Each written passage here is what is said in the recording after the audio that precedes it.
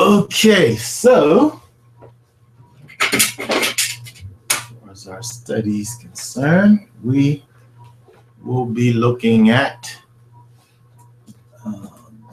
Exodus 21, 1 through 22, verse 24. A few verses in Isaiah and a few verses in Matthew.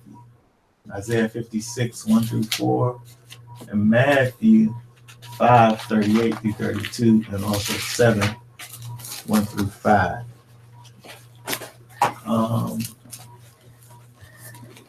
We'll be looking at there's various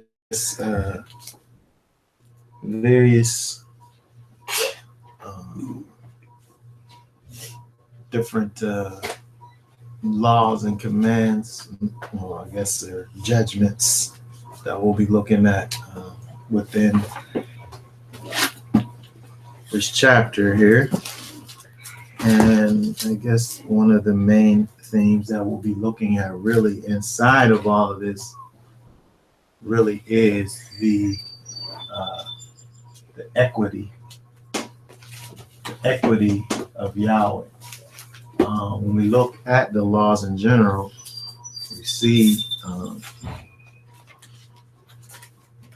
Yahweh's character being manifest through the commandments. When we see these various commandments, and we see how Yahweh calls for us to deal with each other, and how he calls for us to deal with him, it's just an example of the character of Yahweh.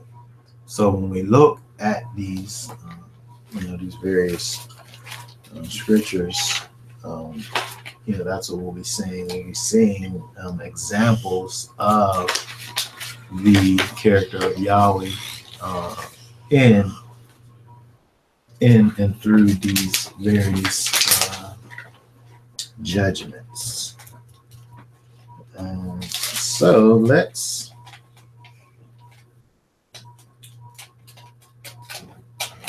look.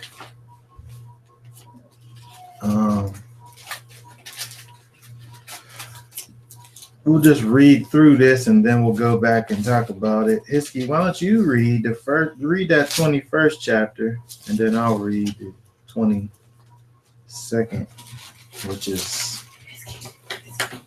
most of it. Hold on. Tell mommy that she can have this. Hiski, just read it. 1 through what? 21, chapter 21, 1 through till the end. Okay. Well, the end of this chapter, and then I'll pick up when you're done. 22. Okay. Hold on, what? 1 to 22? Yeah. Now these are the judgments which thou shalt set before them. If thou buy an Hebrew servant, 6 years he shall serve, and in the 7th he shall go out free for nothing. If he came in by himself, he shall go out by himself. If he were married, then his wife shall go out with him. If his master has given him a wife, and she have borne or daughters, the wife and her children shall be her master's, and he shall go out by himself. And if the servant shall plainly say, I love my master, my wife, and my children, I will not go out free, then his master shall bring him unto the judges. He shall also bring him to the door, or until the door post. If his master shall bore his ear through with an awl, Mm-hmm. and he shall serve him forever. And if a man sell his daughter to be a maidservant, she shall not go out as the men servants do. If she please not her master, who hath betrothed her to himself, then he let her be redeemed, to sell her unto a strange nation. He shall have no power, seeing he hath dealt deceitfully with her.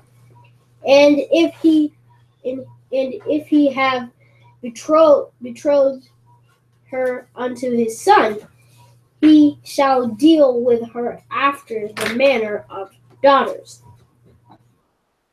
If he take him another wife, her food, her raiment, and her duty of marriage, she shall he not diminish. And if he do not these three unto her, then shall she go out free without money. He that smiteth a man so that he die shall be surely put to death. And if a man lie not in wait, but God deliver him unto his hand,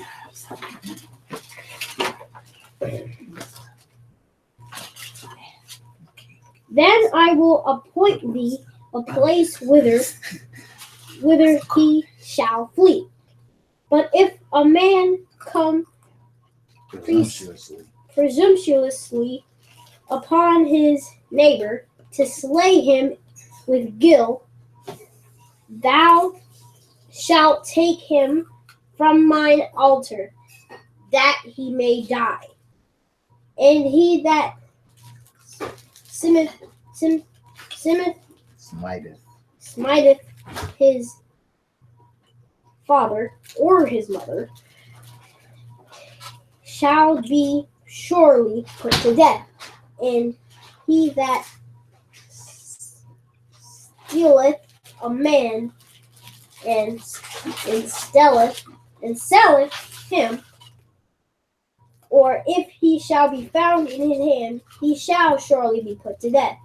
And he that curseth his father or his mother shall surely be put to death. And if man strive together, and one smite another with a stone, or with his fist, and he die not, but keepeth his bed, if he rise again and walk abroad upon his staff, then shall he that smote him be quiet. Only he shall pay more the loss of his time, and shall cause him to be truly healed. And if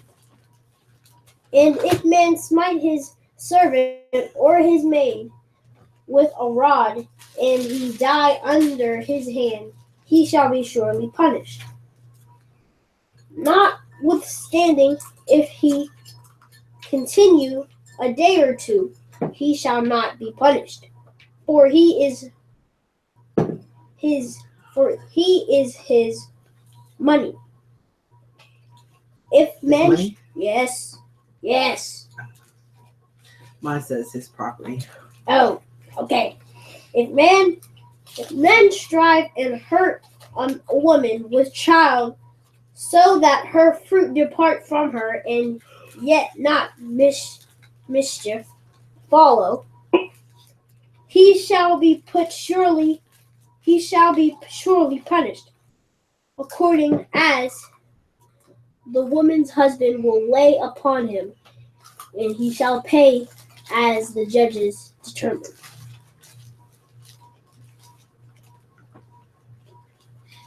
Right. Keep going. Oh wait, Yeah, that's 22, 1 or 22. no, that's the. Just keep going. You didn't. That's not verse 22. That's chapter 22. Just read till the end of the chapter and then I'll finish. Oh. That is 22, but you misunderstood. Keep going, Steve. Just keep reading. And if any mischief follow, then thou shalt give life for life. Then shall give life for life, eye for eye, tooth for tooth, hand for hand, foot for foot. Burning for burning, wound for wound, stripe for stripe.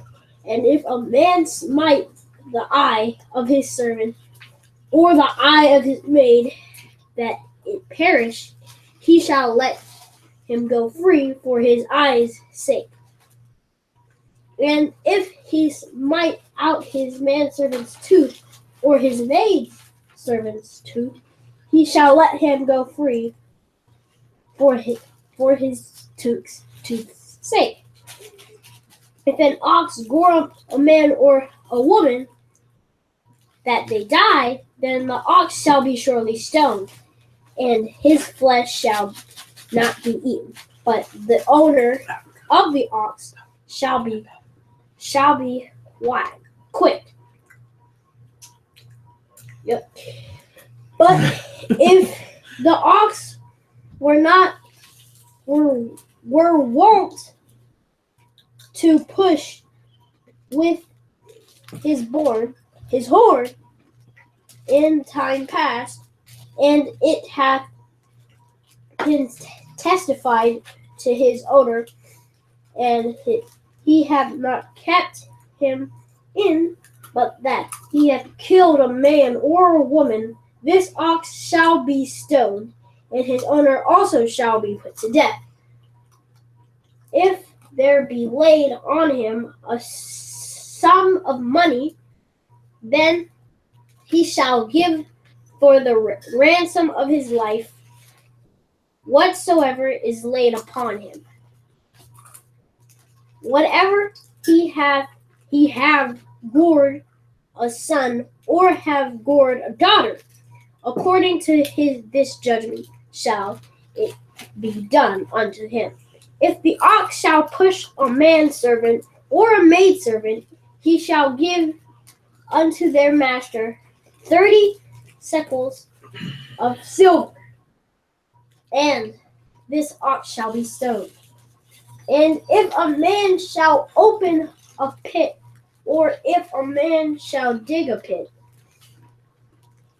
and not cover it, and an ox or an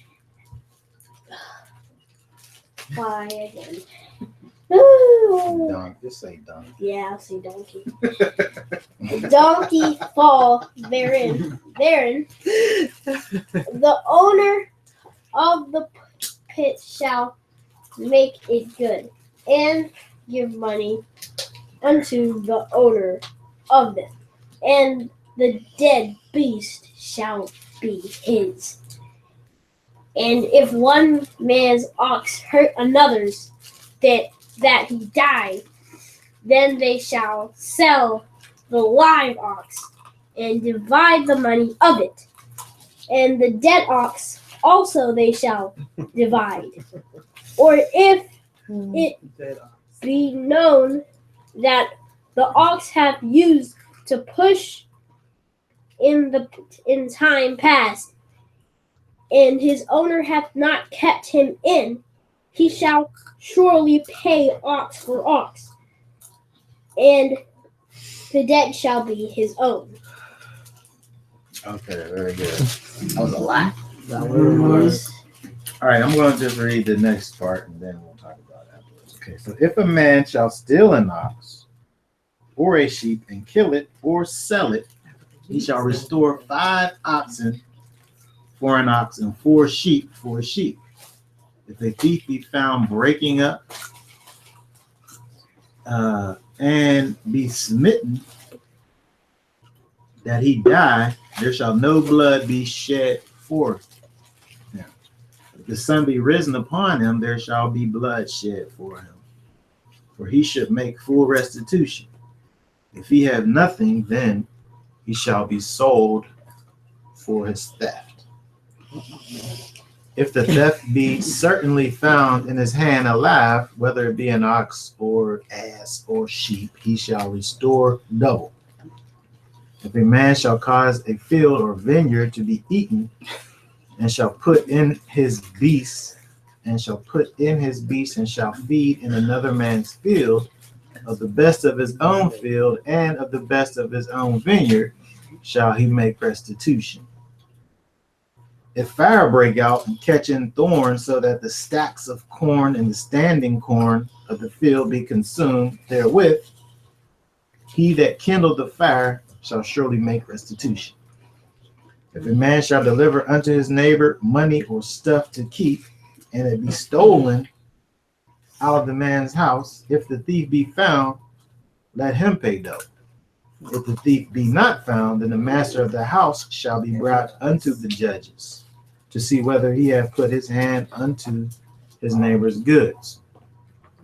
For all manner of trespass, whether it be of ox, for ass, for sheep, for raiment, or for any manner of lost things, which another challenges to be his, the cause of both parties shall come before the judges. And whom the judges shall condemn, he shall pay double unto his neighbor. If a man deliver unto his neighbor an ass or an ox or a sheep or any beast to keep, and it die, or be hurt or driven away, no man seeing it, then shall an oath of Yahweh be between them both, that he hath not put his hand upon the neighbor's goods, and the owner of it shall accept thereof, and he shall not make it good. And if it be stolen from him, he shall make restitution unto the owner thereof. If it be torn in pieces, then let him bring it for witness, and he shall not make good that which was torn. And if a man borrow aught of his neighbor, and it be hurt or die, the owner thereof being not with it, he shall surely make it good. But if the owner thereof be with it, he shall not make it good. If it be an hired thing, it came for his hire. And if a man entice a maid that is not betrothed and lie with her, he shall surely endow her to be his wife. If her father utterly refuse to give her unto him, he shall pay money according to the dowry of virgins. For thou shalt not suffer a witch to live. Whosoever lies with a beast shall surely be put to death. He that sacrificed unto any god, save unto Yahweh only, he shall be utterly destroyed. 24. Thou shalt neither vex a stranger nor oppress him, for you were strangers in the land of Egypt. You shall not afflict any widow or fatherless child. If thou afflict them in any wise, and they cry at all unto me, I will surely hear their cry, and my wrath shall wax hot, and I will kill you with the sword, and your wives shall be widows, and your children fatherless. Okay, so what we just looked at here, starting with Exodus 21, verse 1, where it says, these are the judgments. These are the judgments which may be set before them. The judgments, these are the judgments, Mishpatim,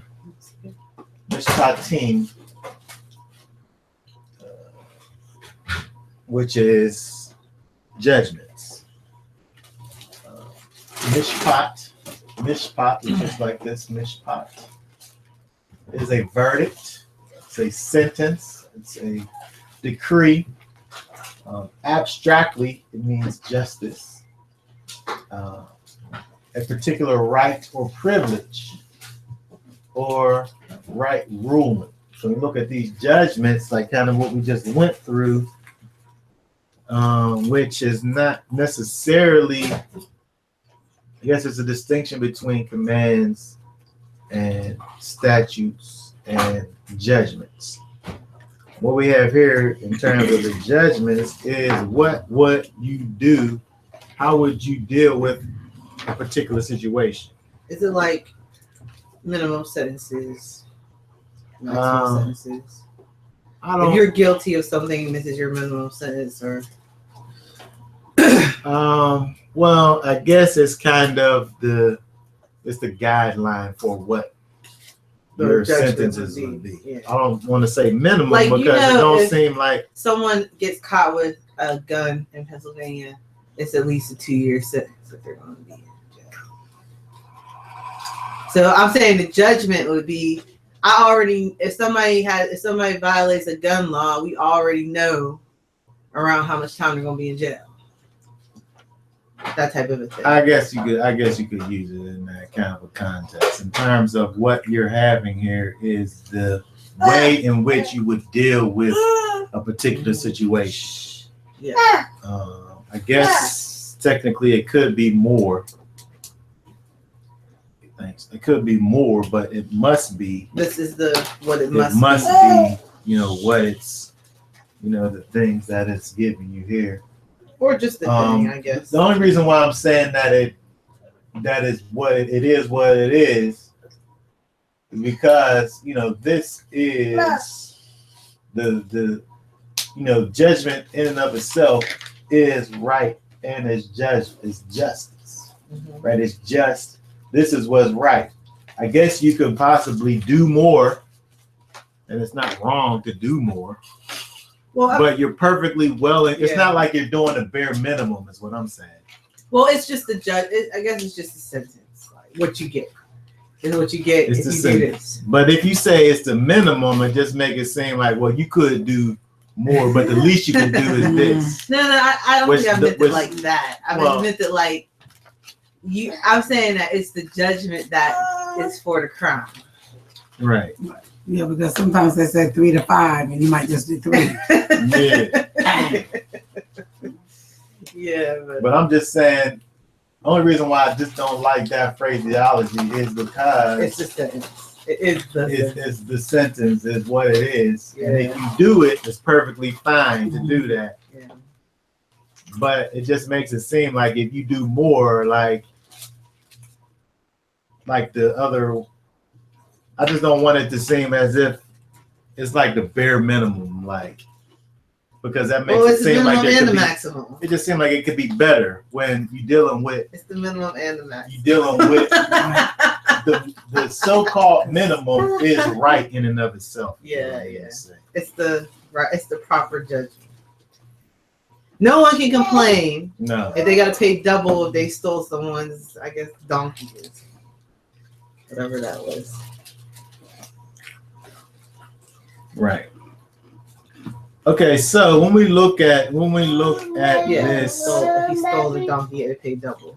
It can't be like that's too harsh of a sentence. I only stole one donkey. Why do I got to pay for 2? And they definitely couldn't say that it's not enough. Yeah, because they could have died. Like sometimes if somebody gives you the bare minimum, you're like, well, they just did like the bare minimum. Right? Yeah. You're not happy with the bare minimum. I think this shows. I don't want to keep talking. I'm sorry, Tim, but it shows Yahweh's grace because these people didn't get their hands cut off. They didn't get arms cut off. They didn't get feet cut off. They had to actually pay monetarily or physically, in kind. Either they paid in kind. Well, I guess it depends on or monetarily, or they had to give themselves into slavery if they didn't have that money. It depends on what the thing was in terms of losing limbs, because we did deal with that, but we can talk about that later. But you said people didn't get their hands cut off. Well, hands cut off for stealing. Well, not for stealing per se, but there could be a thing that could happen that. Like say for instance, wait a second. Say for instance, when we look at, I need help with that. When we look at, I didn't see that on here. When we look at, Say eye for eye. So we get to verses 22 through 25, Yeah. right? Yeah. So if men are fighting and then they cause the baby, I think it could be misleading because 22, it don't seem as if it's talking about a miscarriage. Like the baby in 22 just was birthed early. The baby was birthed early. Mine says untimely birth occurs. Well, see, I thought it was a miscarriage. Right. So the reason why you wouldn't say that it's a miscarriage because it says if men strive and hurt a woman with child so that her fruit depart from her, so it's just leaving. It's just her fruit is just leaving her, and yet no mischief follows. No bad thing happens. The baby comes out and lives. He shall be surely. So she made her go in labor early.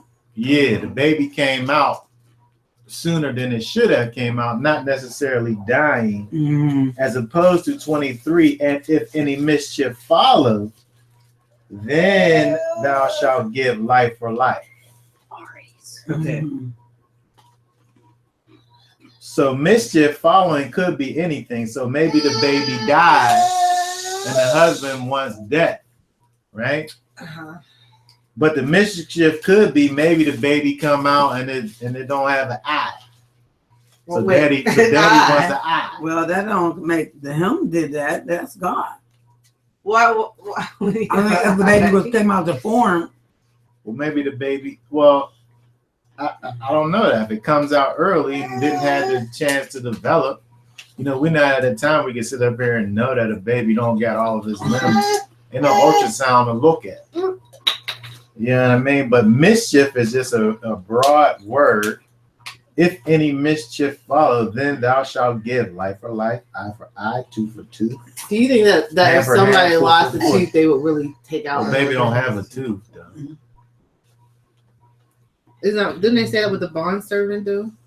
Well, here, I'm just saying in terms of this, in terms of this baby coming out early.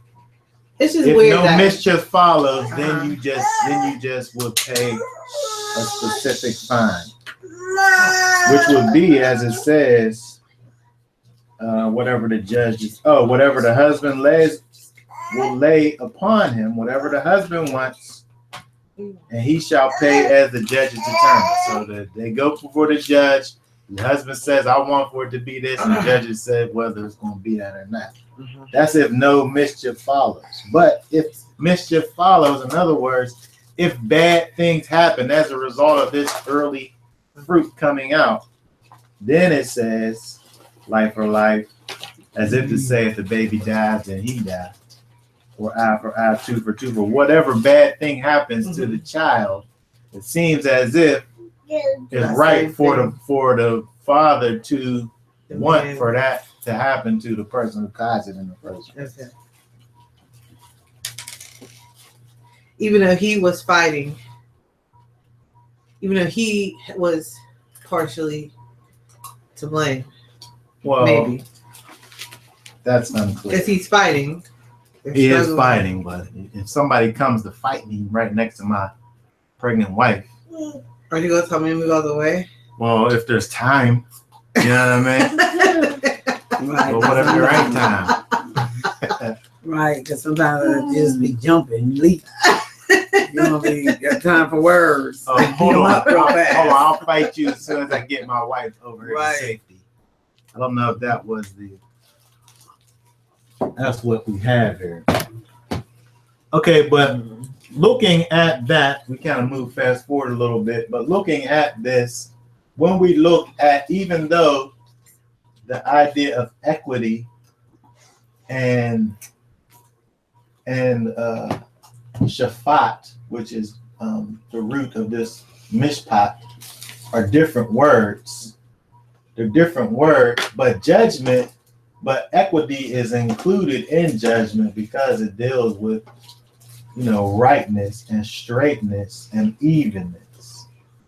So y'all was just dealing with, those things which are right. And that's where the judgment comes from. Not to say that these, You know, they're obviously not the same word, right? But judgment is dealing in straightness. It's dealing in rightness. Mm-hmm. Now, it's interesting that when you look at the word equity, which the concept, again, is something that's incorporated in the verdicts and the sentences of Yahweh's judgment. The word equity, which is misar, its root is yashar, Which is straight. which is straight. So when we look at the prophetic term of endearment that's given to Israel, which is Yashurun, which is the upright ones, the root of Yashurun is Yashar. Mm-hmm. And then also you can even, now these words aren't necessarily connected, but it's like a play on words. And when you look at it, if you look at Yisrael,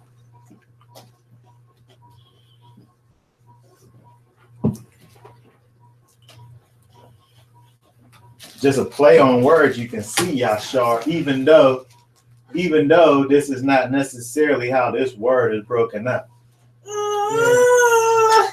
The root of Yisrael is actually Sar, which is kind of like prince or ruler.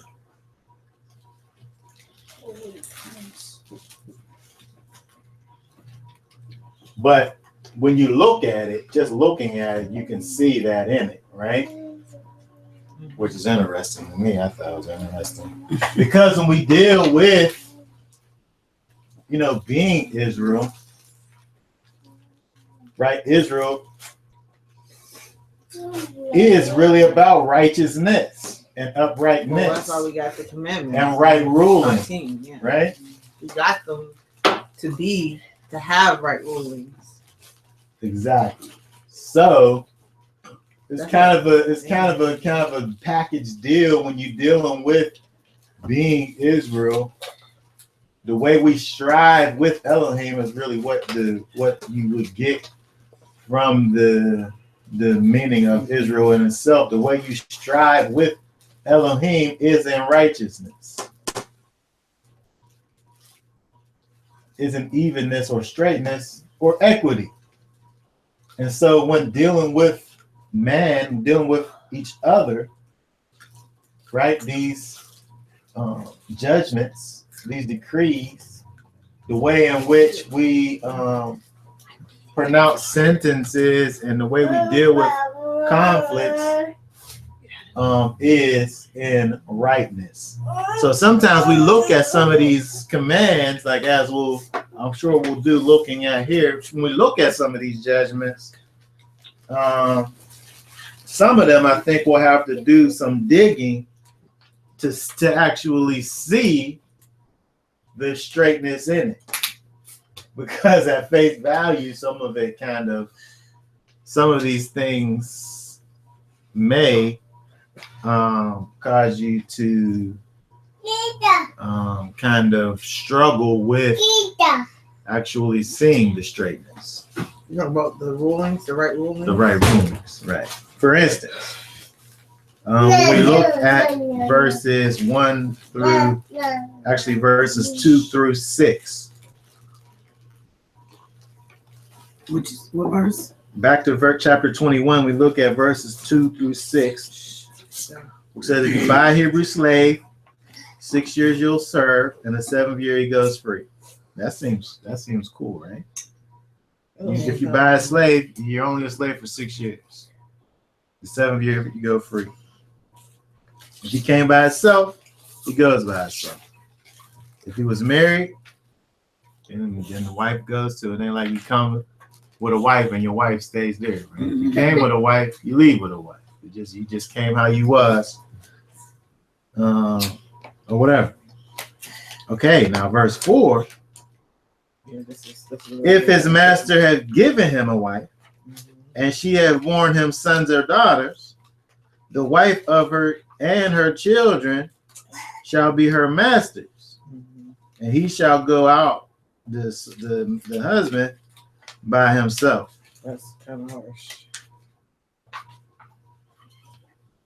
I mean, Now then by the time you get to, we'll talk about 4, but by the time you get to 5, if the servant shall plainly say, I love my master, my wife, and my children, I will not go free. It's almost as if to say, I love my master because of the fact I love my wife and children, so I'm not going nowhere. I don't want to leave my wife and my kids behind. So where's the straightness? Where's the straightness in verse 4?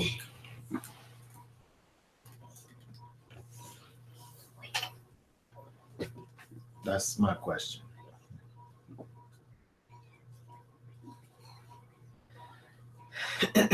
Or are we just gonna say, well, Yahweh said it, so it must be straight? Well, I mean, he didn't have to take the wife. He knew what was going to happen. What do you mean? Where's the straightness? I'm trying to say, where's the rightness? Like, when you see that, do you think of righteousness? Like, when you see it, do it make it seem like, well, it's my wife, I should be able to take the wife? Yeah, I say that. Okay, so you. I mean, I would say that if the master gave her to me, that's my wife.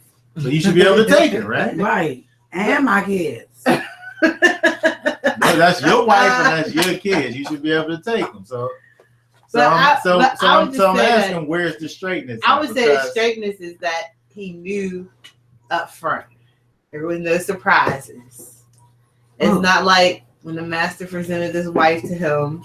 So you basically saying if Yahweh's saying it, then it must be straight. No, I'm saying that's what the law is. So the law must be right. No, I'm saying that it didn't change up on them. Like it wasn't like Laban and them, where Laban and he got into a situation Jacob, that he should have known about. What you tried. Yeah, Jacob didn't know he was serving 7 years for this one and 7 years for another, and then Laban tried to say those are my kids and all this stuff. He tried to switch it up on him. That's why he had to escape. Nobody switched up anything. They already knew what the deal was. They already knew if I marry this person, if I have children with this person, and it's 7 years when I leave, I can't take them with me. Well, here is what, when you look at some of these commentaries and also comparing it with other verses, what they come up with in terms of, finding the straightness, because a Hebrew servant, it told us, first of all, was to be there for 6 years. So if I'm a master giving you another servant as a wife, then that servant is still a servant. So after 6 years, they should be free. But the wife don't go free. The woman don't go free. Well, only the men get to go free in 6 years. Well, I think the key word here is Hebrew servant. The commentaries agree that the one that is given to the Hebrew slave as a wife is a stranger concubine who is not under the law of being freed after 6 years. But I thought that if he had a female slave, she didn't get to go free either. Yeah. Where we talking about? You talking about in verse here? If a man, verse 7, if a man sells his daughter as a female slave, she is not to go free as the male slaves do. Well, that's just not that. No, that's another circumstance. There, it's not just about her being a female. That's why she don't be free. That's what that's my understanding. I know, but that's not what it's saying. It's giving you that, not as if That's the commandment. If a man sell his daughter to be a maidservant, She don't get to go free. but it's The not by male simple slaves. fact of her. Now let's deal with the other thing first. We got to deal with one thing at a time. That's the other thing, right? We compounded them. So let's. No, but I'm saying that's why whenever the master gives her to let me show you why that's. Let me show you something else. All right, Leviticus. You want to force us to deal with two things at once. Let's just deal with one thing at a time. Leviticus 20. 5. Leviticus what? Leviticus 25.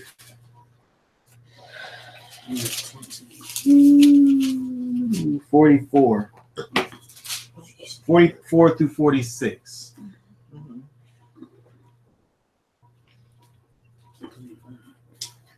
44. 44. Read 44 through 46. That's for your male and female slaves whom you may have. You may acquire male and female slaves from the pagan nations that are around you. Then, too, it is out of the sons of the sojourners who live as aliens among you, that you may gain acquisition out of their families who are with you, whom you will have produced in your land. They also may become your possession. You may even bequeath them to your sons after you to receive as a possession. You can use them as permanent slaves. But in respect to your countrymen, the sons of Israel, you shall not rule with severity over one another. Is that all the way through 46? You got different versions. Okay, so the concept of perpetual slavery doesn't seem to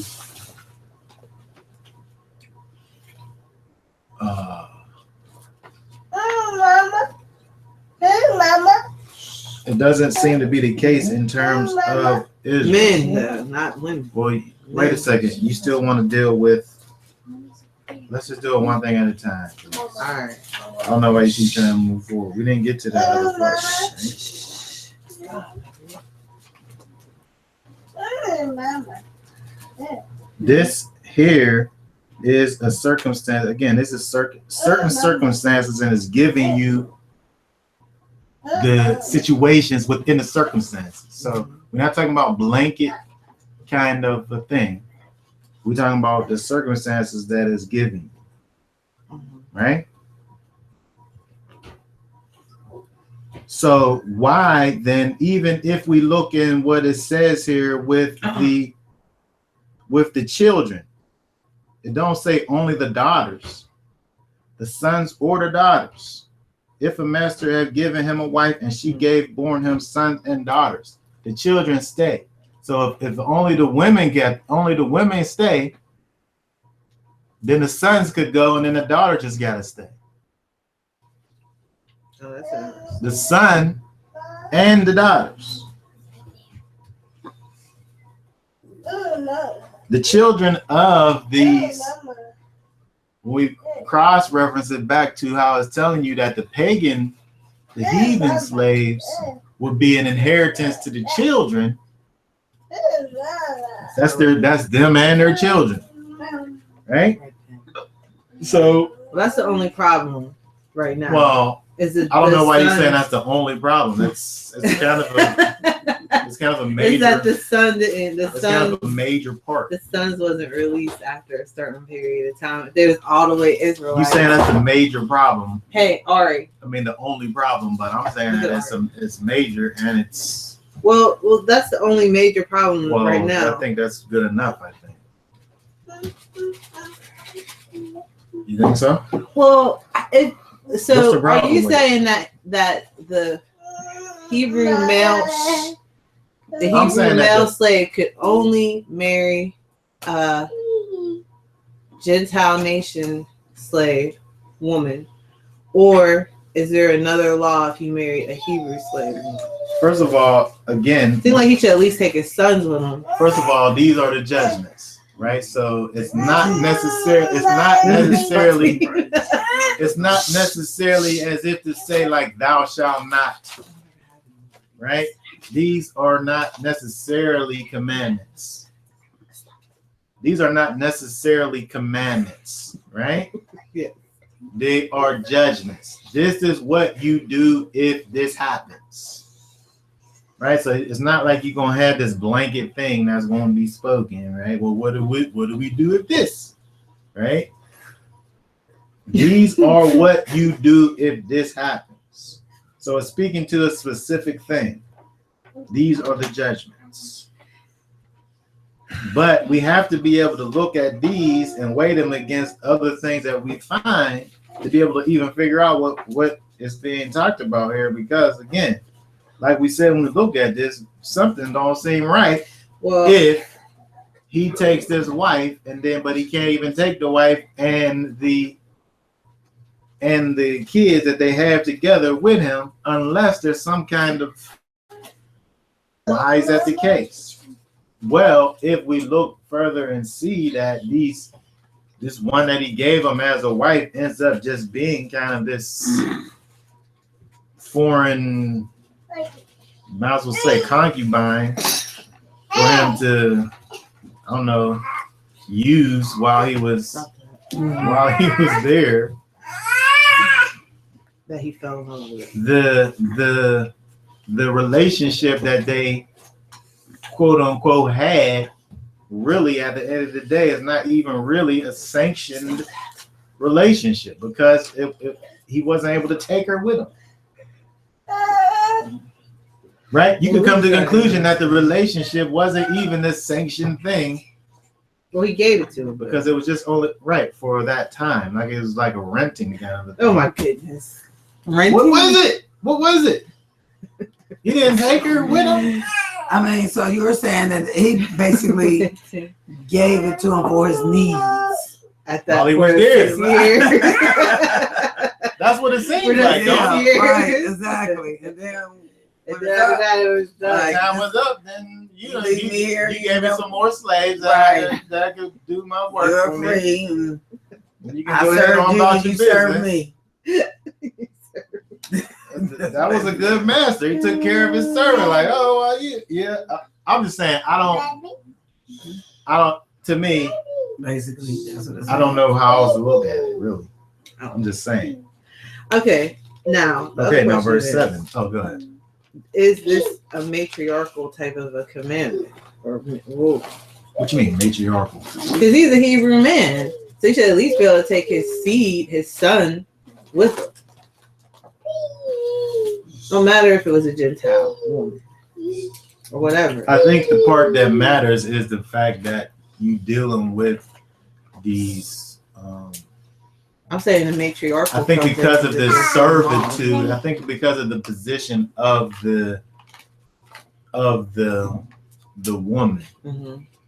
because she was literally the property of the master. Mm-hmm. Then anything that came from her belonged to him. Even though. So it's not about really being matriarchal. It's about who she belonged to, which was the master. So I don't really think you could say that's matriarchal because it didn't really have nothing to do with her. It had to do with the master. I mean, but still, you should at least be able to take his son. Well, it's not really his son, is it? If she belongs to. I know, but that when you say she belongs to, then that's what makes it matriarchal. No. Because it's about the woman. Well, I go back to thinking about Ishmael. That doesn't make any sense what you're saying. That does make sense. How does it? How does it? If I own a dog per se. A dog. If I own a dog, it's my dog. Yeah. And then your dog comes along and impregnates my dog. And I say, look, I never gave you this dog. But I never gave you this dog. And so therefore you can't have the puppies because it's my dog. Right? It don't have nothing to do with the dog that I'm talking about, being a female dog. It got to do with the fact that it's my dog. No. So the puppies that come from my dog, I don't care if it's your male dog that came over. If it was a patriarchal thing, no, it would go to the male dog. No, it wouldn't. How? Because I'm the master. Like, I don't know where you're getting that lost just here. happened for real. I don't know where you're getting lost here. I'm I'm the master. I'm going to do with my female dog whatever I want because that's my property. The same thing. Something like you know about something like that? Mm-hmm. What happened? The dog, it was a woman's dog. She didn't tell the other person that they could mate her dog, but they did. And the person that made it from the male dog wanted their puppies, and she said, "No, this is my dog, and the puppies belong to me." And she said, "Take me to court." Mm-hmm. Who won? She did because it's her dog. It don't got to do with patriarchal, matriarchal. It got to do with ownership. If I think so she owned the puppies. It shows that Israel wasn't a solely. Well, that is you and your Western mind trying to make this thing.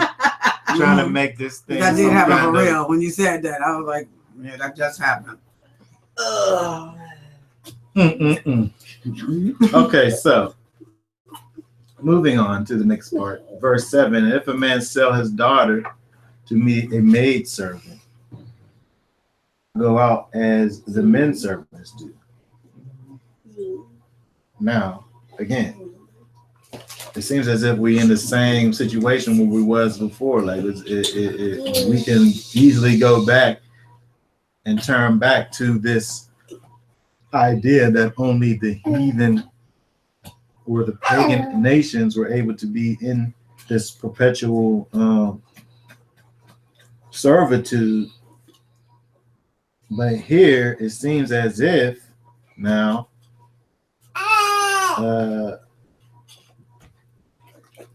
we got this other problem with this man who sells his daughter to be a maidservant. And she doesn't have this ability to be able to go and be free like the men do. So I guess since you didn't have an answer for the you didn't have an answer for the other one, so I'm sure you don't have an answer for this one either, right? Well, wouldn't this be similar to Ishmael and Isaac? In what regard? Like, Ishmael got kicked out and was the slave person. Right. So they wasn't really free, but he got an inheritance, but it wasn't because of the inheritance that God promised his father Abraham, but because of the mistake that they made. But in reality,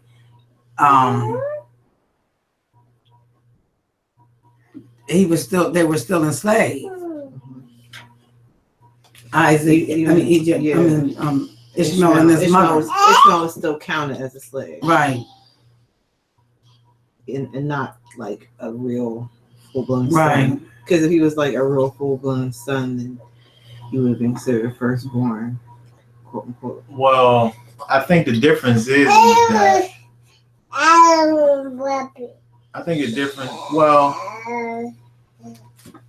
they were set free, not having anything to do with any type of mandates. Mm-hmm. Yeah, you look at it like that. It wasn't because they had to be free because of a law that there was. They were set free because of the kind of bumpiness of the relationship that was going on with Hagar and Sarah. Mm-hmm. But that was considered her son. Ishmael would have been, wasn't it? Because she wanted the baby. And her servant, she had a baby by her servant. I think, and also in terms of how Yahweh looked at them, because that's not the way that He had intended for them to be.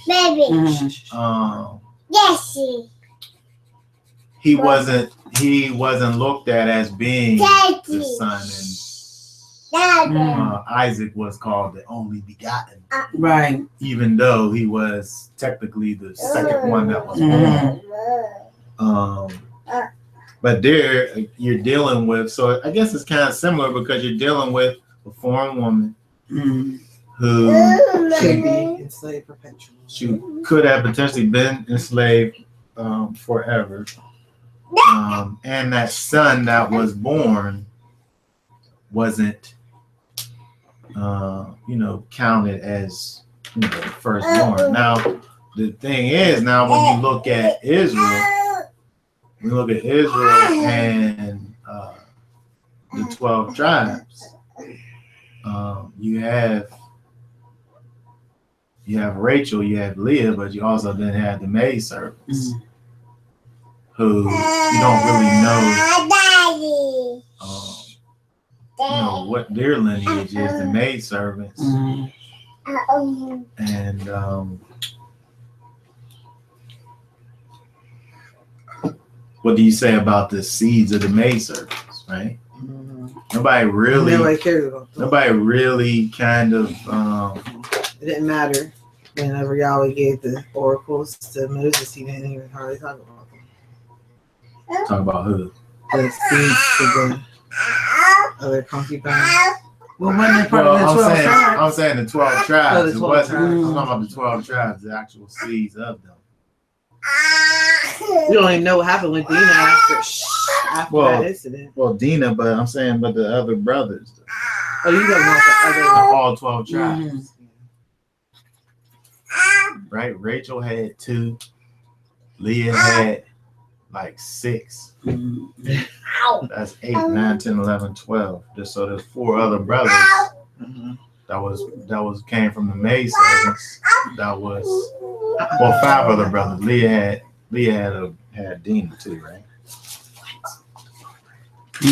So there've been 5 other brothers from the maidservants. But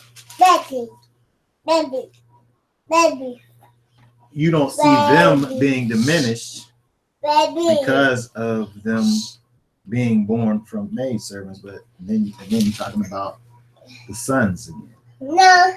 So when I looked at verse 7, you don't really have any kind of clear, like, I'm not even sure where some of these kind of explanations come from in terms of, where they, how some of the commentators explain some of these. Like, for instance, this one says a man might, in accordance with existing customs, sell his daughter to another man with the view of her becoming an inferior wife or concubine.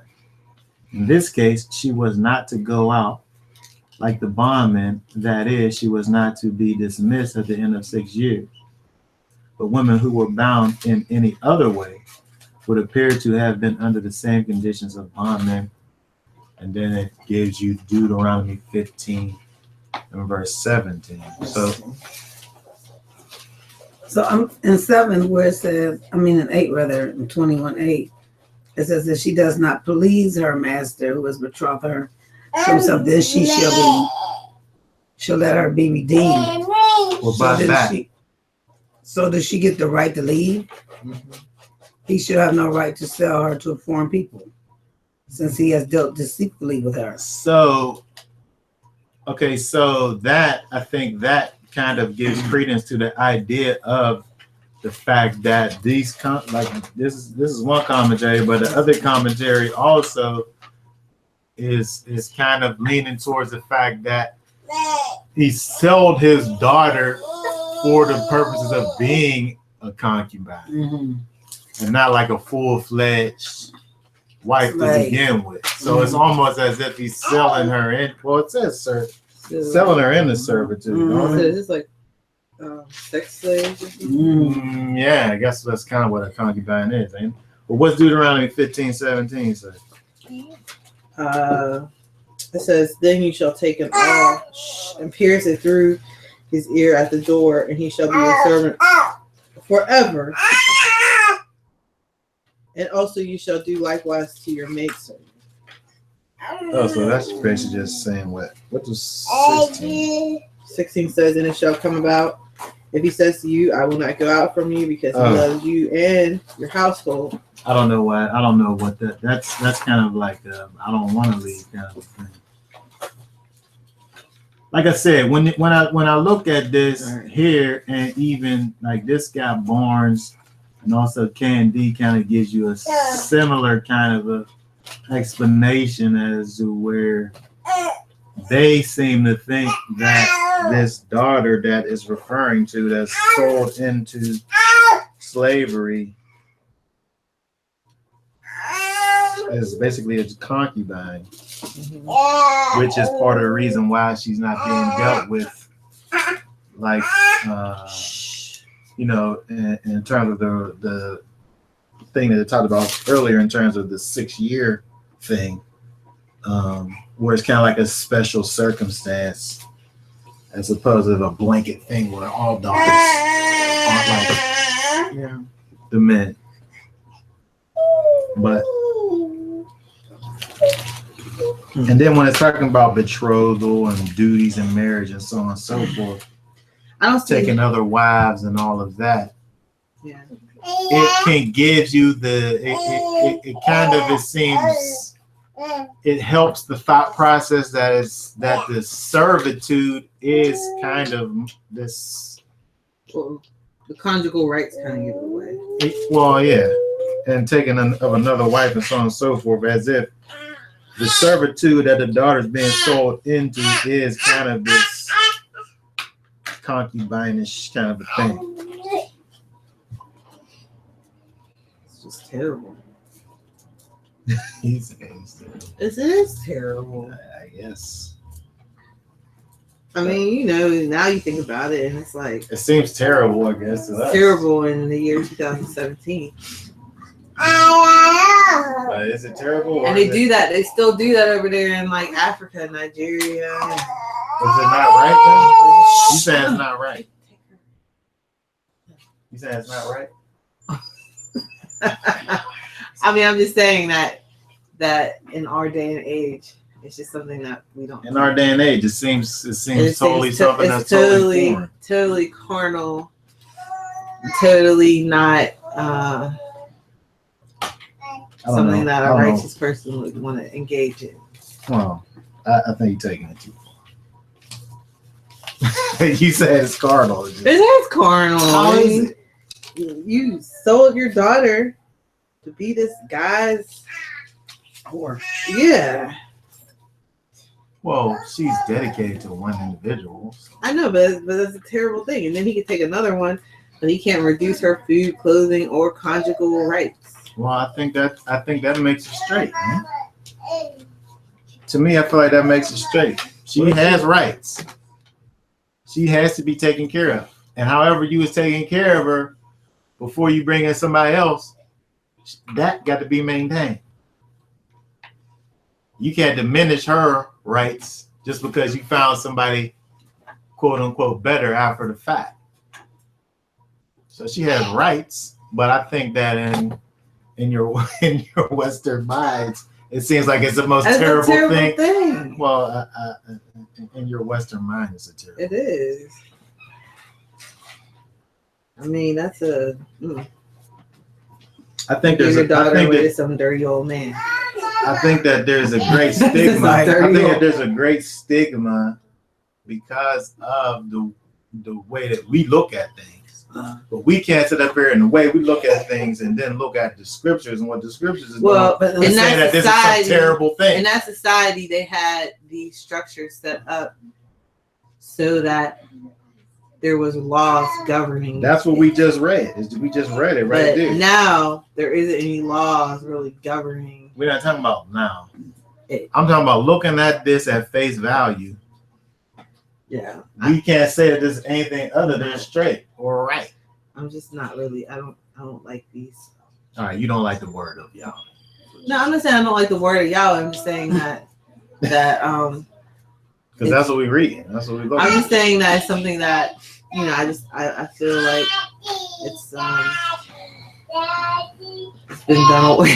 It's been done away by the blood. Somebody can make the argument that you and your carnal mind, you and your carnal mind, you and your carnal mind are not able to find the rightness either and the one of the straightness commandments that was canceled out on that the doesn't cross. make any sense. No, I mean I think that back then they had. We just read. You can't say I think back then. No, I'm saying see the parameters upon back which. Then they had parameters. Wait a second. We see here the parameters upon which this circumstance is dealt with, right? We see where the thing is dealt with, and you had to deal with this daughter that you sold into this, what it seems as if to be concubine slavery. She still had things that she was owed to her, right? She wasn't like totally without anyways. Well, you can't even say she wasn't like totally without. Like she might have been a slave, but she had rights. my. Yes, right. She had rights. You was obligated to do those things for her. All right, I'm sorry. Well, you should not apologize. Well, it's almost like saying how Yeshua bought us with his blood. We are obligated to him now. Yeah. So, we're obligated, but we have still got a choice. So I can't even compare that either. Because we still have a choice. We have free will. Right. But in the right way, we shouldn't exercise our free will. We should be more laying it down. Yeah. So what we have to be able to do is just leave it. You're gonna get too hot in.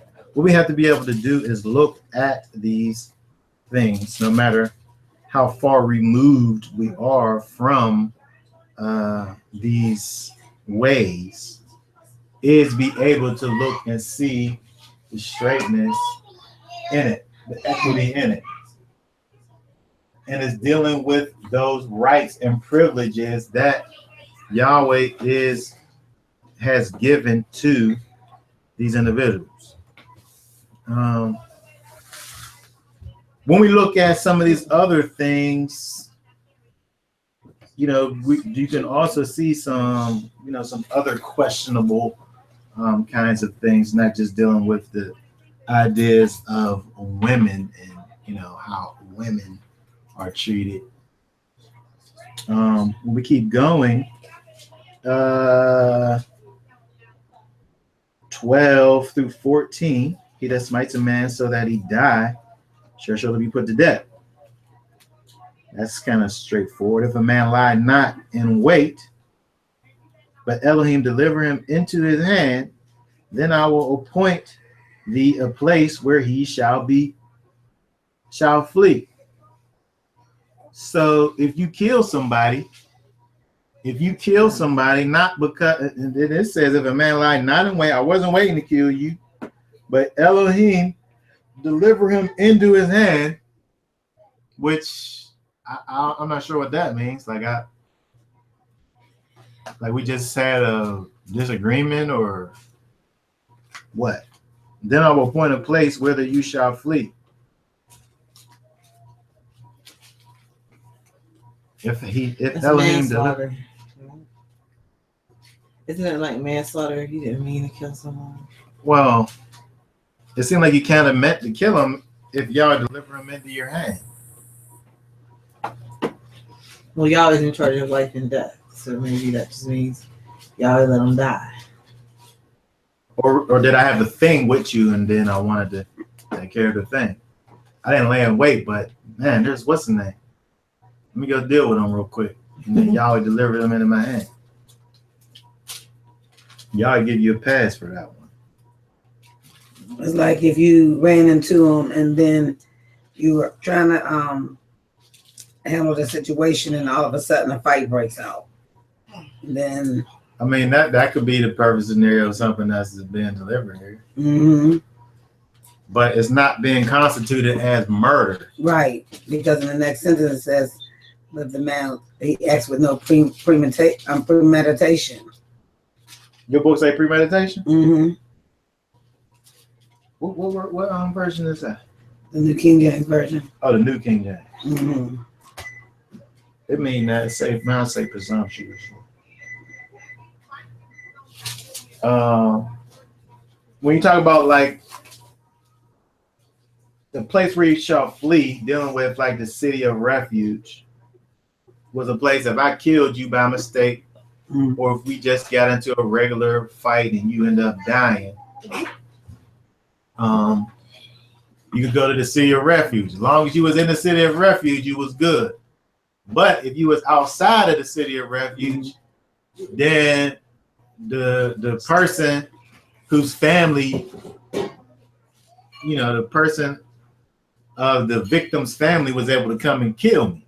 Right. So it's almost like this place of clemency where it's not as if you're guilty, but you didn't have to face the penalty of the guilt if you was in this particular place. Right. It's like our refuge was Canada. Yeah, where people could escape going to war if they went to Canada or something like that, where wasn't nobody going to extradite you. They wasn't going to come and get you. Right. You was safe while you was there. But if you came back out of there, then they was going to do whatever they did to people who ran away from the draft. Right. Draft. Well, that's why people went to Canada, ain't it? I mean, that's before my time. They ain't had a draft when I was, man. But yeah, basically that. But I'm just saying it don't really necessarily do away with the. It's kind of like a stay, or it's giving you this clemency. But it's not necessarily saying that you're not guilty. You're just being relieved of the penalty, I would say, because of the fact that there wasn't no malice or like your book says, premeditation involved in the killing.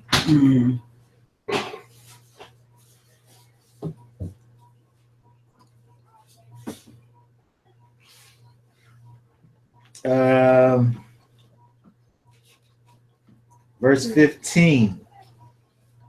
Verse 15 really is, again, we're looking at these things in terms of them as being these judgments. He that smites his father or his mother shall surely be put to death. Right? So it's giving you what would happen really if you did not honor your father and mother, right? Because you ain't really honoring your father or your mother if you was to smite them, right?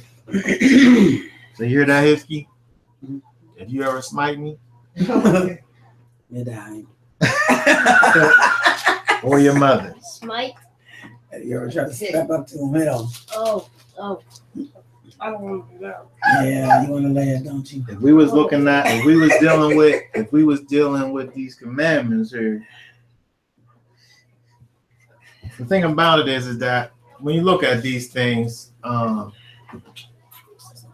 being that we are in exile, first of all, being that we're in exile and we don't really we don't live in a government that's governed by Yahweh as Israel did at this time. I think it's necessary for us to be able to draw the rightness and the straightness from what these commands and judgments are. But I don't know how we carry these out necessarily, right? I saw something about where this guy literally killed his child because the child, had gotten into some gross disobedience. It was just strictly based off of some just disobedience that he killed his child. Could have just spanked him. Killing? I guess he could have just spanked them, but he ended up killing them, and then he ended up going to jail and everything else. I think that when we look at these and we think about where we are in terms of the covenant, which is important, because when we look at the fact that what we're looking at here is things that is incorporated in the old covenant. In the new covenant, right, where Paul talks about the new covenant, how we are not serving the letter of the law, but the spirit of the law. Mm-hmm. In other words, the spirit of the law takes us to the place where the letter of the law was getting us to, right? So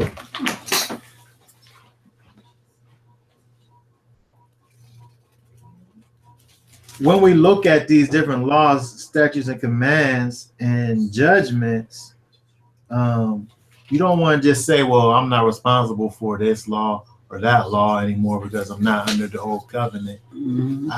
What we have to look at this and say is that we're really responsible for the essence of what this law is. As a where I'm not going to smite my father because of the fact that I'm going to be honoring my father in the first place. But I don't know how we carry out the judgments of, say, this law in particular, when you have, these various other things that can't be done in any way. And, there's no kind of repercussions for those. When we look at the various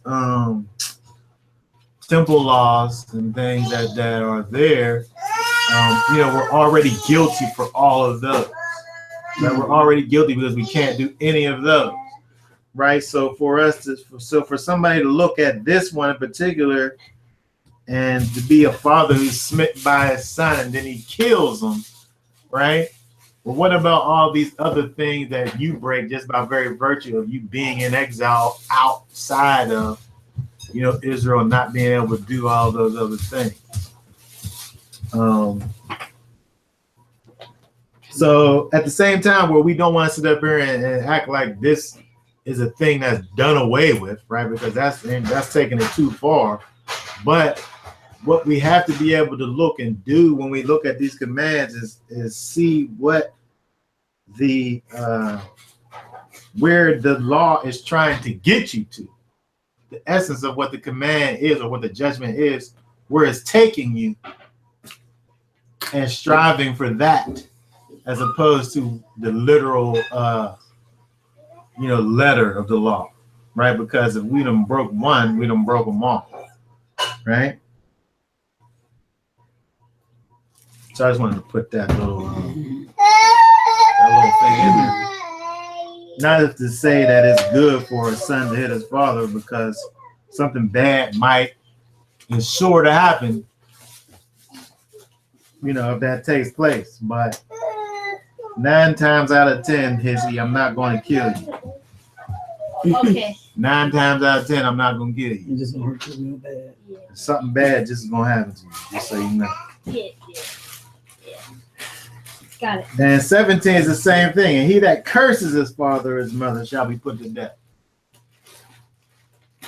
Which is really just dealing with the same command in terms of honoring. In other words, dishonoring your father and mother is a death penalty attached to it. Whether it's dealing with words or deeds. Right? That's what we see right here with 16 and 17.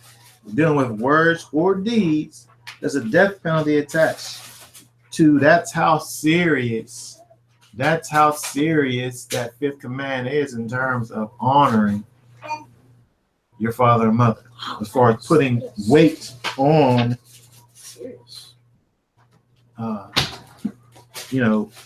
your parents. So we have to remember that. And again, when we look at that relationship with our parents, it gives us that picture of get that marker off her.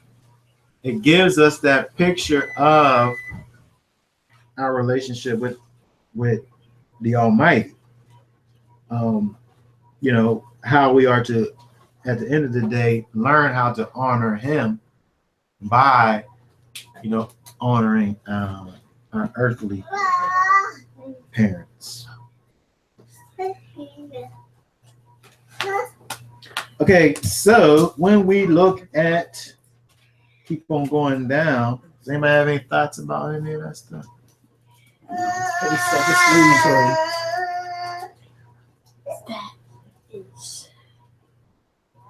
Oh, one thing I wanted to look at is, what is that? That's a presumptuous word. The word for presumptuous.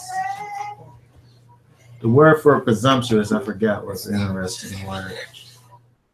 And it is zood. Zood.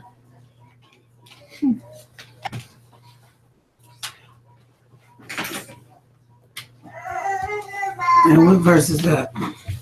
Where it says, where your book says, laid in wait, was it 16?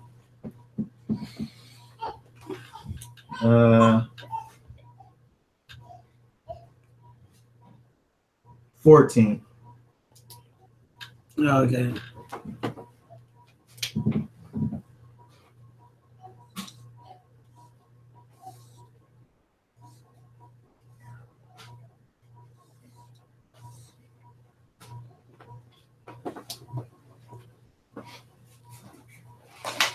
Because there's, you know, you had that intent that's involved, what makes a difference. If I mean to kill you kind of harshly, right, that's where the problem is, as opposed to just, right. So when we look at this in the ancient, where we had this picture of cutting or plowing down the anchor. This is the tent peg, which is the anchor, which adds security. If you're cutting down the security of the door, you know, that's the word that's translated as presumptuously. There's no way for you to cut down the security of the door and that be, most times is wrong for you to be doing that, right? Right? So if you're breaking down the door, if you're breaking through the lock, right? If this door has been secure, but you're plowing it down, there's nothing good about that. In most cases. I broke into my own place before, but you know, of course, it's my own place. But most of the times, if you're breaking into a place, it's bad. Right, but when I seen that in pictures, I just forgot I didn't see that. But that word presumptuously, which is translated as presumptuously, also to boil or to seethe or to act proudly or to act rebelliously. You know, that's what you get with that word there in terms of.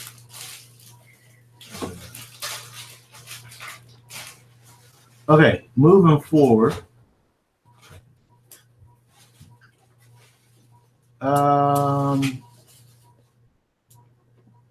18 talks about you strive. If men strive together and one smite another with a stone or with his fist and he die not, but keep his bed, I guess you made him, I don't know, be in like a coma or something, or bedridden. If he rise again and walk with a staff, then shall he that smote him be quit. Only he shall pay for the loss of his time and shall cause him to be thoroughly healed. So if, you know, you got into a fight with someone and you, I guess how we could look at this now, if you get into a fight with somebody you was responsible for whatever loss of work that he had, and whatever it took for him to be well again. Right. So when you think about that, we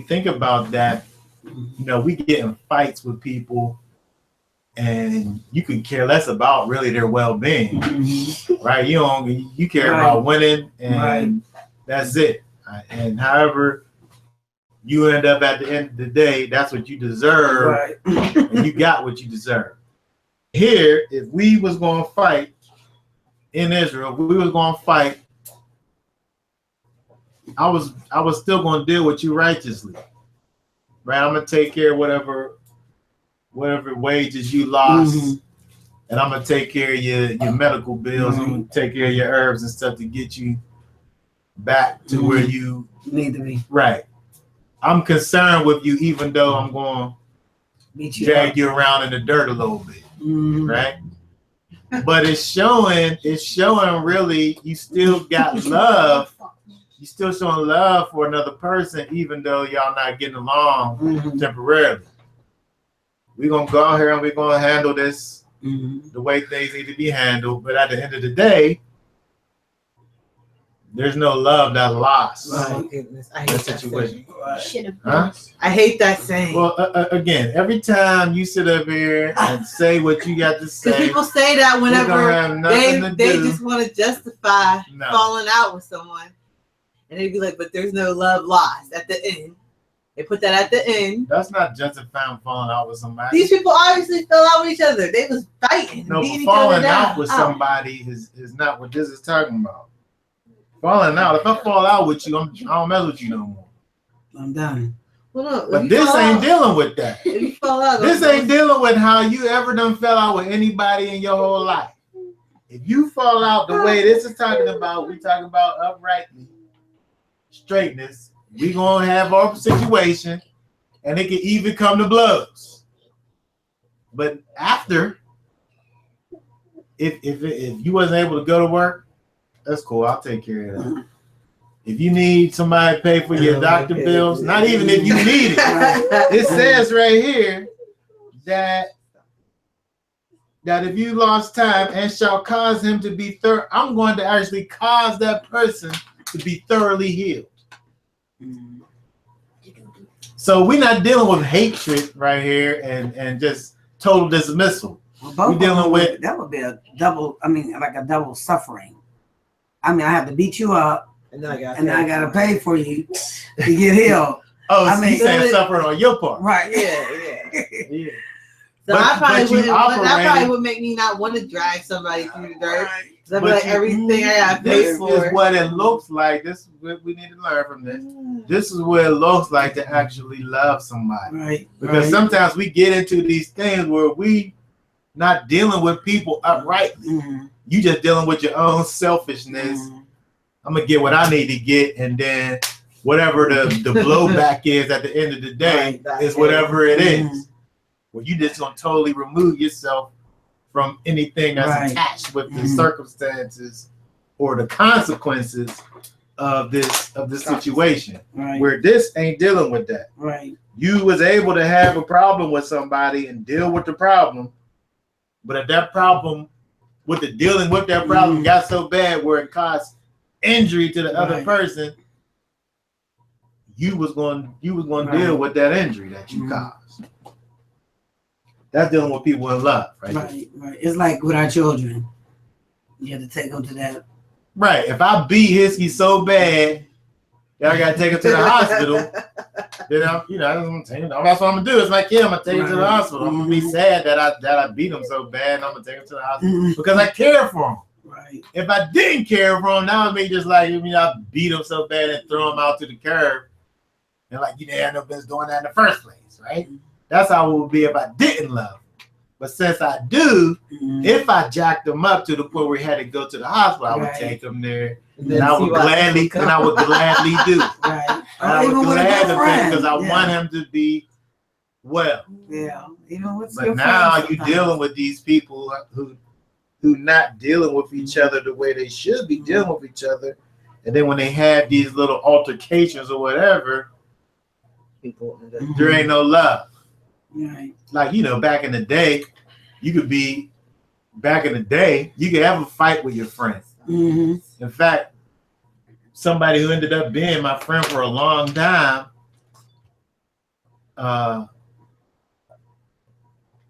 one of our real first encounter with each other was a fight. Mm-hmm. I didn't know you fought. And we ended up being friends for a long time, I didn't know you fought.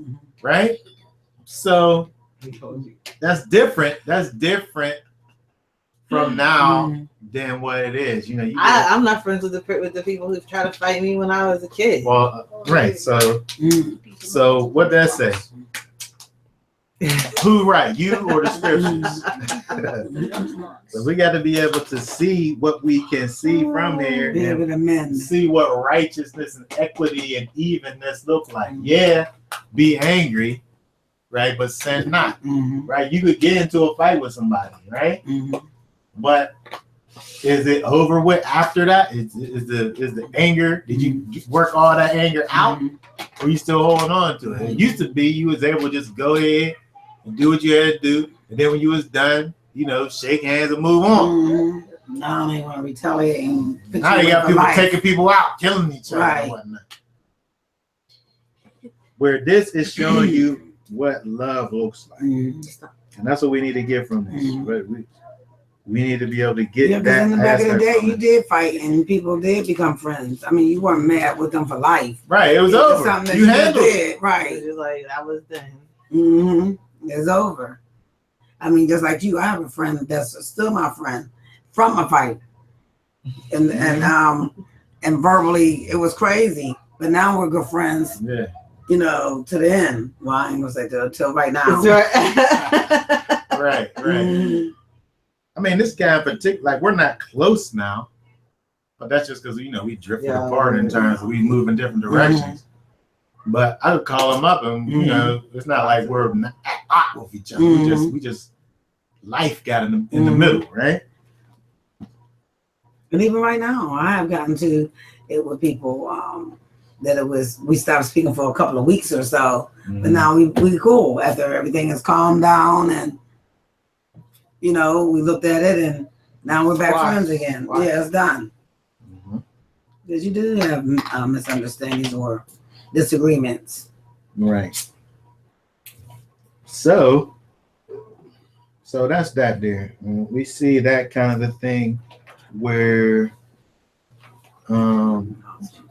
those two are concerned. We talked about the woman with child thing. When you look at that, even this commentary makes it seem as if it's a miscarriage. This commentary was, but the other ones that I looked at, and then when you even look at the word depart, where it just means just to go out, where it seems as if, and then coupling it with this whole mischief to follow thing, just make it seem like the baby just is born early and something happens wrong or not wrong with this whole 22 through 25. Now, Matthew 5:38 and 42 goes along with that. We'll go back to Exodus in the sense that's a direct kind of a quotation from here. Excuse me, I want to look at that real quick.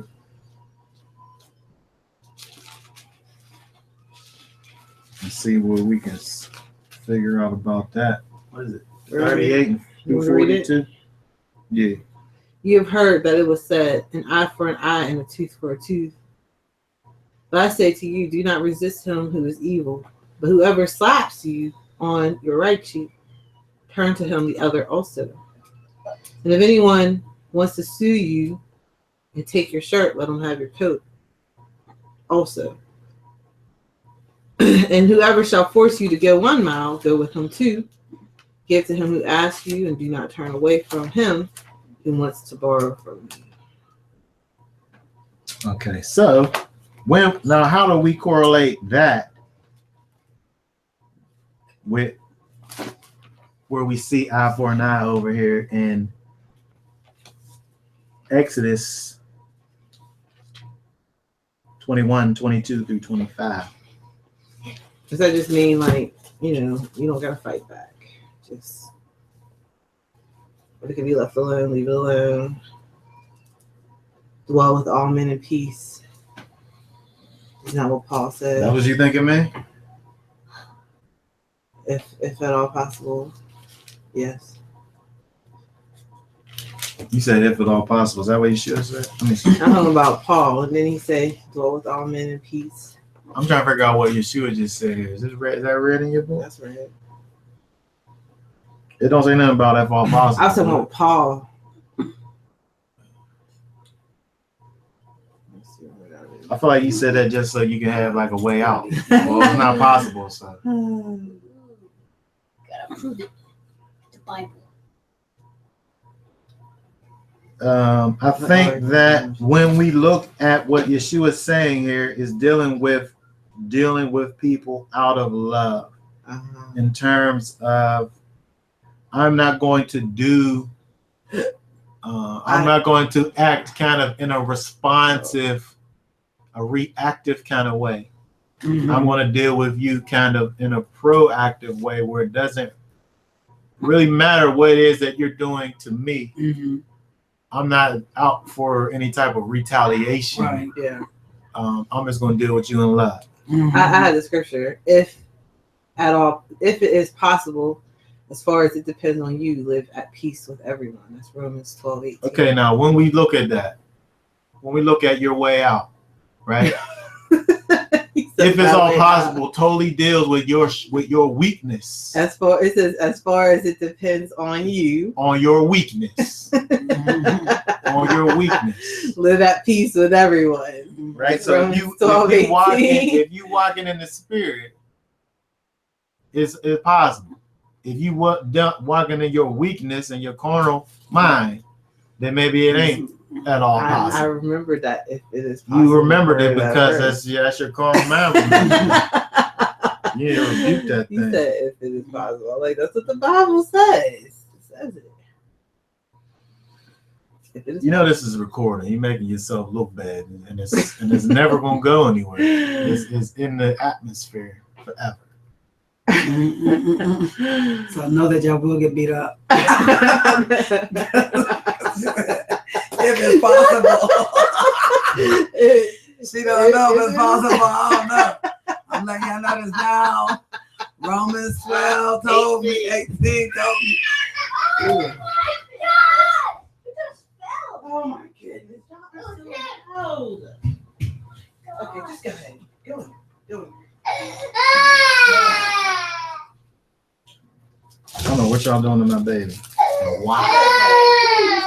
She was walking down the stairs and she fell on her head. Okay, so when we look at what Yeshua had to say about this whole idea of eye for an eye, and so forth, it's not as if he is doing away with a commandment. He's not sitting up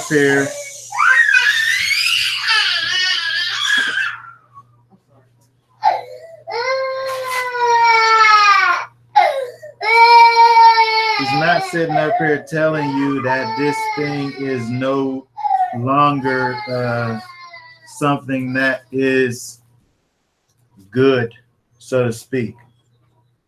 He's dealing with our attitudes, and really at the end of the day, our kind of need for revenge, that we have kind of innately in us as human beings. If somebody does something to you, you feel as if you need to do something back to them, right? He's showing us how really we are able to operate in love.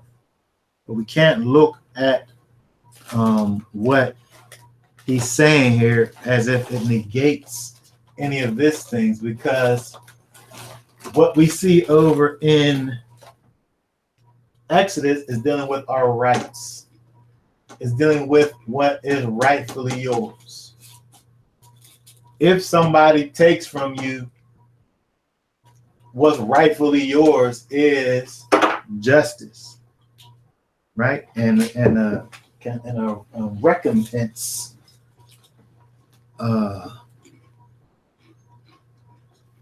of that thing that was taken. That is still rightfully yours. But what Yeshua here is saying is that we are able still to, take a higher road and say, well, if you want to sit up here and take from me, then just take it. Right? If you want to sit up here and slap me on the cheek, then here, you have this other one that you can slap that one too. Not necessarily to sit up here and say that, people take this and, talk about, being, pacifists and all of this. And if somebody wants to fight with me or, I could just sit up there and just let them beat me up or whatever because of what Yeshua is saying here. I think we have to, just like when we look at these other verses back in Exodus, we have to be able still to look and see beneath what the words are that Yeshua is even talking about here and just see, how we are to just be in general in terms of retaliation. It's not always necessary for you to try to get some get backs, right? Sometimes you can just, walk away. And I think that's really the point that he's given there, not really nullifying this other thing, but we don't always have to actually go after our rights, so to speak. Even though they are just that, they are, our rights.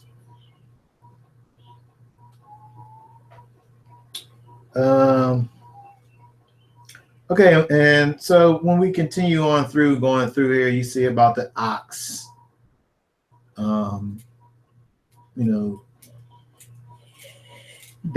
That kills somebody. If an ox gore a man, that they die, then the ox shall be surely stoned, and his flesh shall be eaten, but the owner of the ox shall be quiet.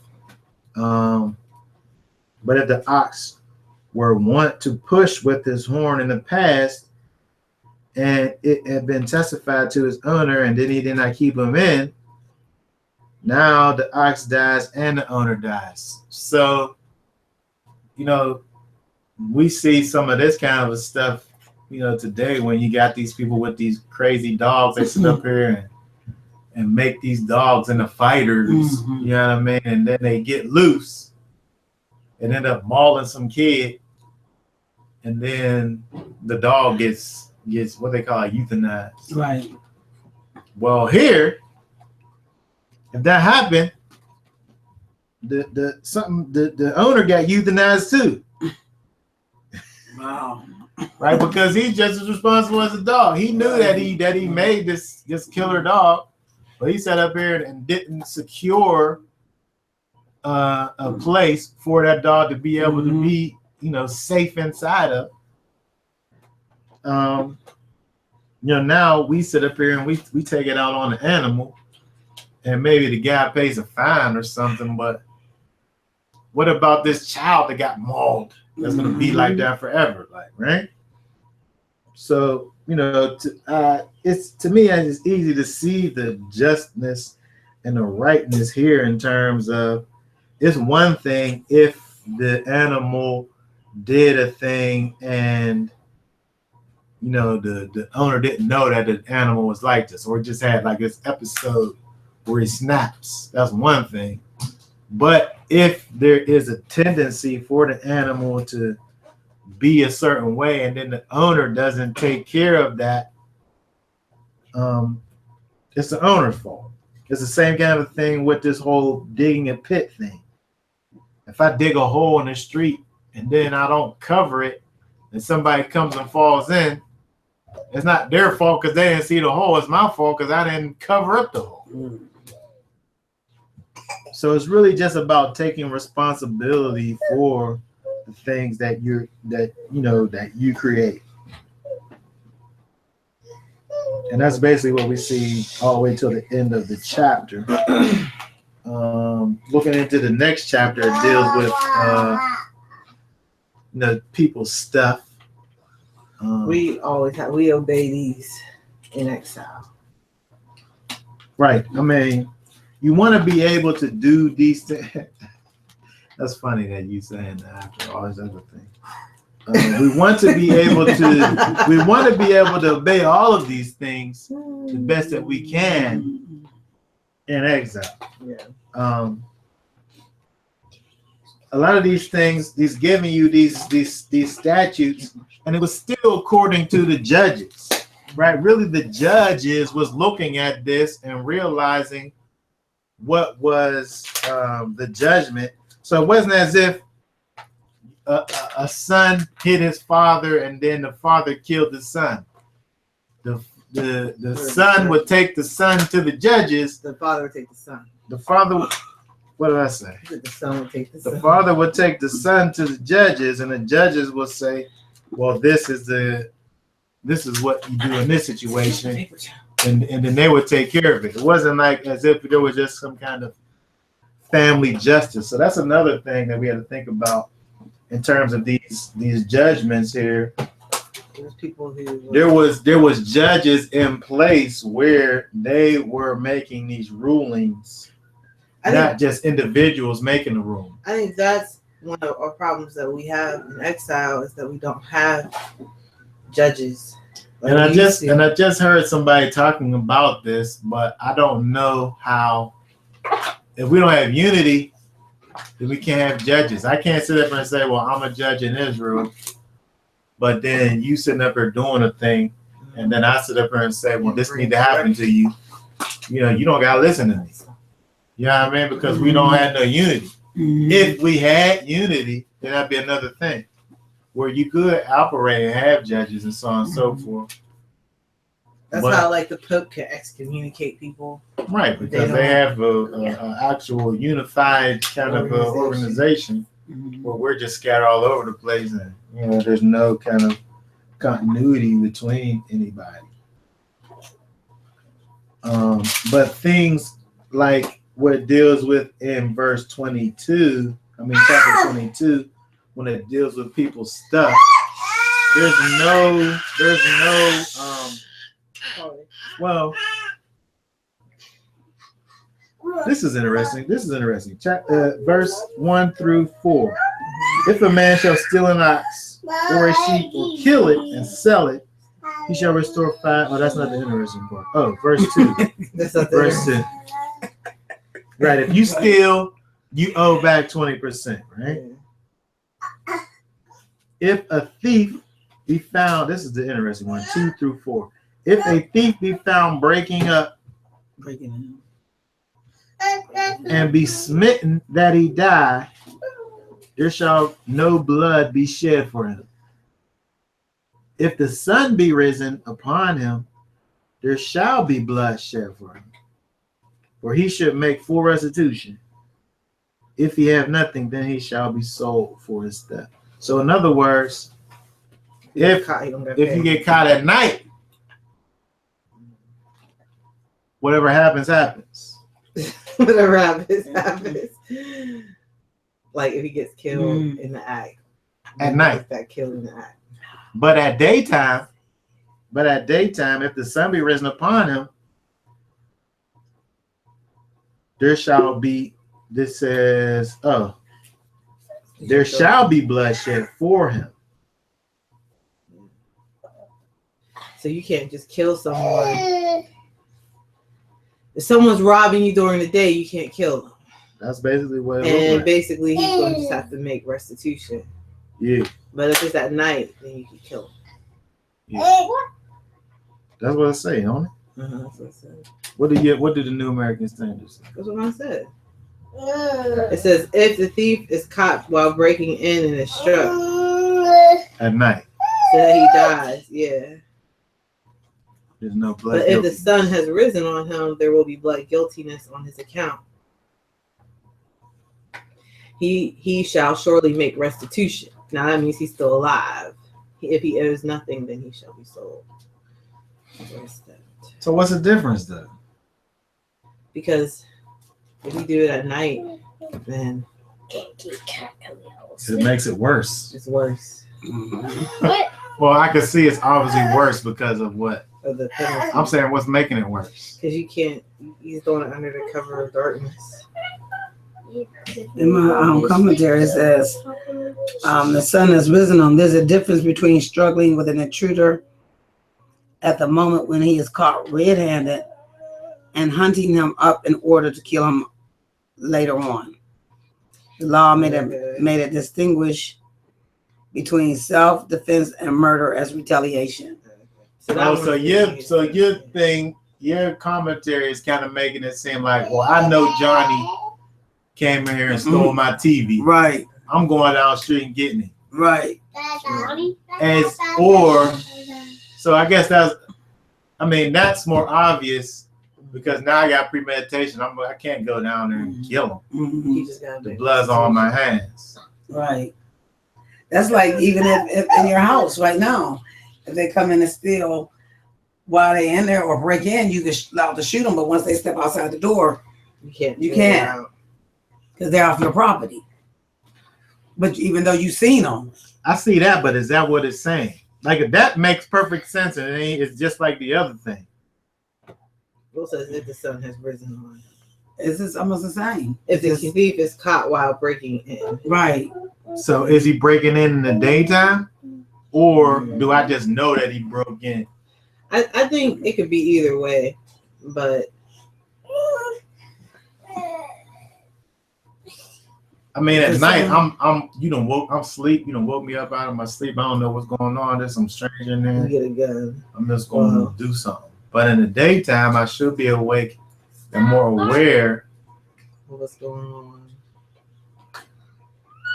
I think Well, maybe in the daytime, if you see, you actually looking at them, you have a chance to come to your senses and not really trying to kill them.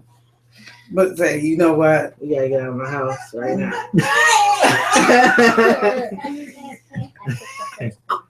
they gonna listen. Pick the first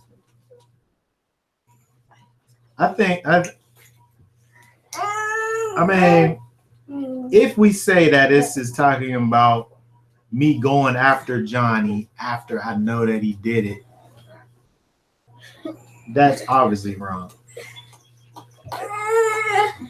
It just makes it more kind of like unclear if the difference is just if it's night or day. If somebody can just break in the daytime, but I can't do nothing to them because it's the simple fact that it's daytime. But I think that thinking about it in the fact that when it's the way it says, if the sun be risen upon him. In other words, like the thing happened maybe at night, but now the sun came up. Yeah, the guy. And now I'm trying to figure out who did it. And I find out that it was Johnny, and then. Right. Because in 4, it says if the thief is certainly found alive in his hand, whether it's a donkey, ox, or a donkey or sheep, he should restore double. So it had to be something like he went out and It happened looked after for the him. fact. Right. That's why it makes a difference between the sun and him getting killed at night. The difference can't be just that it's at day or night. No, I'm saying that the thief left. Yeah. And now he went out there and hunted them down and found them. They might even found them with his goods in his hand. You can't kill him. You'll be like, oh, you took my stuff. Okay. Oh, and it does say that found alive in his hand, whether it's an ox or a donkey. It said he shall restore the double. The thief has to. Now, if we think about what Yeshua had to say about it, we might just let him go. We could just let him go. We'll take your stuff back first, Mm-hmm. and then let him go. But you gonna even take your stuff back? Or you You don't take my stuff back. Right. Take my stuff back. We're just gonna take the loss. Mm-mm. No, I'm not gonna take the loss. If this person took my stuff, I'm gonna take it back. Is it you saying you should just take the loss? He said if they make you walk 1 round and walk a little too, if they want your shirt, they give them your clothes. Well, he ain't saying take it back, but he said they should be paying double. It was like an example. Just recently, my son's house got robbed. Now these things are so stupid. The alarm went off, and they got caught in the house. I don't know what they was. Then it was kids, and the alarm talks to you, let you know that the police is on their way. And when we got there, the boys that got caught, my son wasn't home, and of course, how men are today, all he was worried about was he didn't care about we could have got killed. It was about his Xbox or whatever was in there. Oh my. His toy. His stuff. Yeah. But he wanted his stuff back. So they did return his things back. And now, even though his stuff was turned back, they had to go to court. Yeah. And now they have to figure out what kind of penalty should they give this child, these children, these teenagers, 2 young men.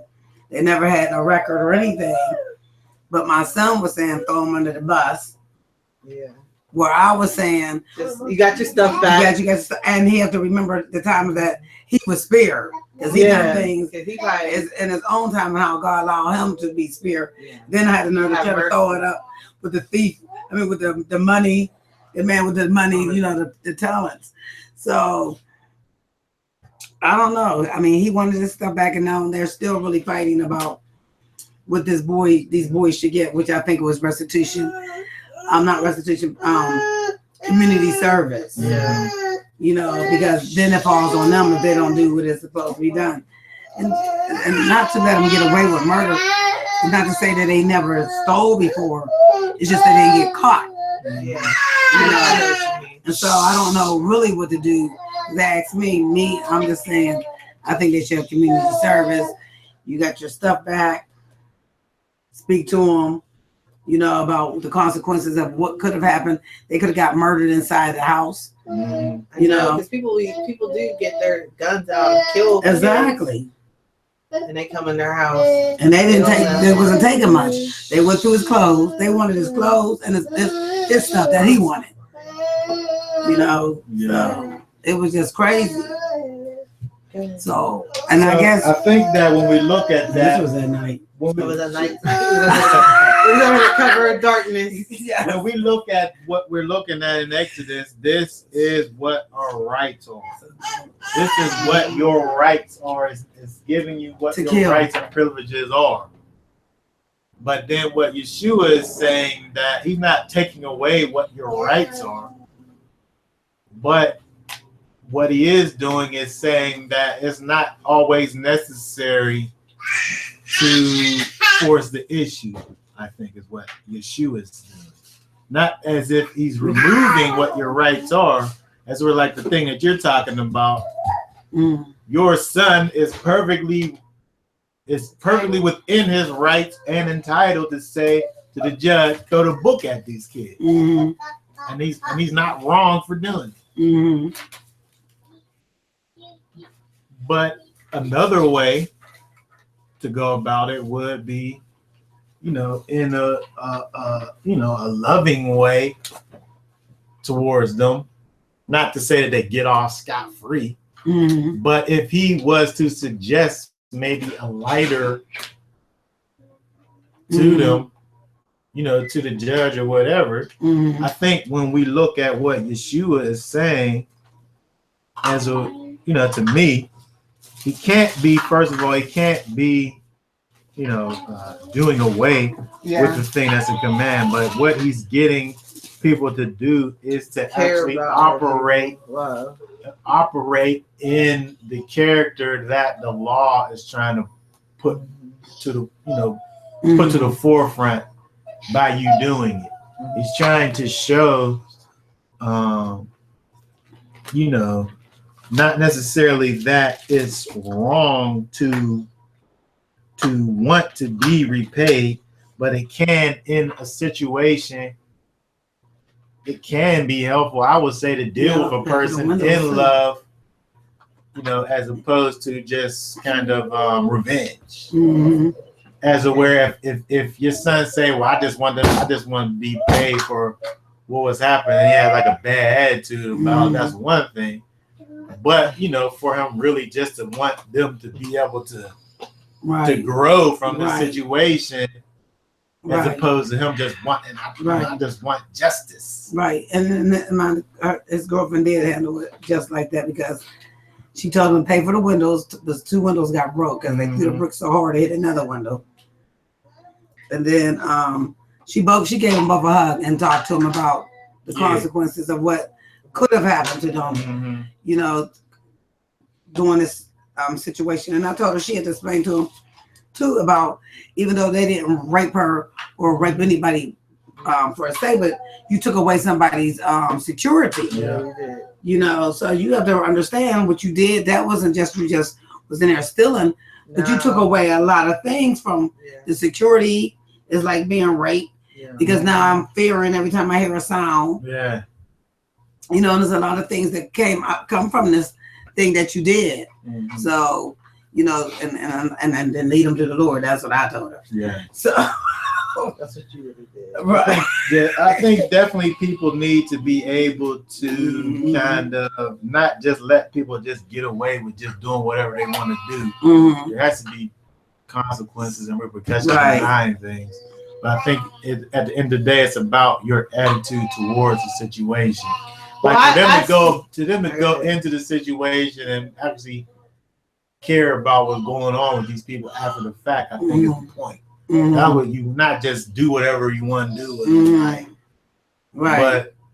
But then I also see how they had to pay more in addition to that was like their punishment, not going to jail. It wasn't just about getting the stuff back, but you steal something, you paying back over and above, right? Exactly. What you took. I see that as a problem. That's a lesson, I would say, to the stealer. Like, you gonna give me my stuff back plus and on top of it, right? Or double. And for them, it could be the community service or whatever. They still get a punishment. They still get a penalty, but the book doesn't get thrown at them. But I kind of see this as a problem within our society, because you get into a car accident, insurance only pays back what the car value is. Yeah, I hate insurance. However much it costs to actually fix the car, and then you can't get another one. Yeah. So you don't just pay my stuff off, but now when I'm gonna drive, it's total. You paid it off, you paid the debt, but I don't got no car. So how's that insurance? If somebody gave me, if somebody totaled my van and gave me the money for my van, I can't buy another car with that. I'm gonna have payments now, right? Because I paid my van off, but I can't buy another car with.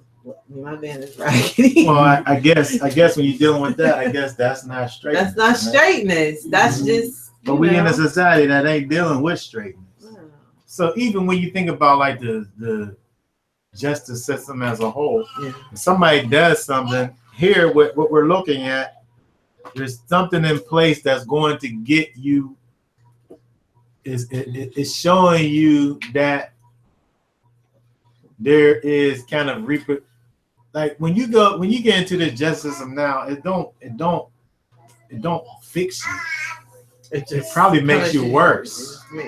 There's punishment and it makes things worse and turns you into something worse than what you was when you go in. You get put into a cage. It's just like you're shackled up. We don't see nothing like that when we look at this stuff. It's not about, you took something, so now you're gonna go sit in a hole somewhere for however many years. It's like you took it, you gotta repay. There's something that's connected to the thing that if I take something from you, I'm gonna restore that thing back to you, plus give you something over and above that. But it don't have nothing to do. So there's penalty, but it's straightly connected to the thing that's going on. Now, as opposed to now, they're just gonna put you in a hole somewhere. 20 years. Yeah. Which is, I would say, that's terrible. That's worse than being a Hebrew slave for 6 years. Right, because even if you're in servitude, like it's just like work. Like I'm working Yeah. for somebody, but I'm not like in a hole Mhm. behind bars. You know what I Right. mean? Like a caged animal tied up. It's like it's not even close to being the same kind of thing. Okay, so all right, does anybody, what time is it? Does anybody have any kinds of questions or comments about any of this stuff that we was looking at here? Anything, any of these different commands that make you think about anything that you want to Just other than discuss? the whole sex equal marriage, isn't it, right? Yeah. Oh yeah, that's there in 16 and 16 and 17. Also, borrowing from someone. That's one reason I don't like borrowing stuff anymore. Which verse you talking about? Verse 14 and 15. And what book are you?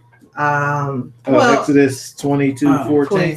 22, 14, and 15. I remember Sister Sarah, I don't think she's on right now, but I broke her rollator thing. She was in the car. I didn't. Me and her, we had to talk about it because she was. But she was there. She If was the owner present. thereof be with it, he shall not make. But he she shall was not make it present, but good. she wasn't back where I was at. She was in the front seat already, and then I took her rollator and put it on in the back. And then when I put the thing down, the little handle brake like kind of clashed into it, and it broke off. So you broke her stuff, but she was there, so you didn't really have to. By rights, But I by replaced rights, you it didn't have anyway. to. But you fixed it, right? We didn't buy a new one. We bought a new one. I thought we fixed the brake. You put the new brake on that we bought. We bought a new brake, not a new whole thing. Oh no, we didn't replace the whole Yeah. rollator. No. But by rights, we had to do nothing according to the Torah because she was there. present. Mhm. But me and her was kind of talking about, did it count that she was there if she was in the front seat? Oh, she was trying to say that means that she wasn't there. Cause she couldn't inspect what I was doing with her stuff.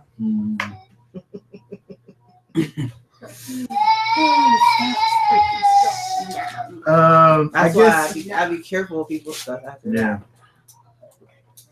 I guess looking at this, the only thing that I would think about is, when we get to verse 21 where it says, "Thou shalt neither vex a stranger nor oppress him, for you were strangers in the land of Egypt."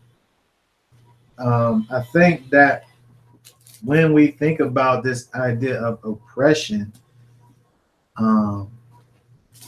if we just looked at how, we went back and looked at how the foreign slave could actually be a slave forever. And at the same time, you're commanded not to oppress the stranger. So you had to treat them a certain way. So there must be a difference between this whole idea of this servitude that refers to, because it literally is perpetual servitude. But it's not calling it oppression. It's not equating it to, here, what is this? That's 22.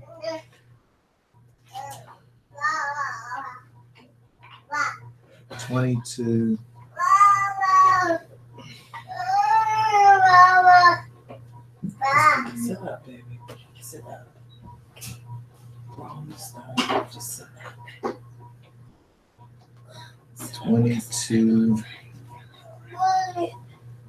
21. Oppress is to press, distress, afflict, crush, oppress, thrust, self.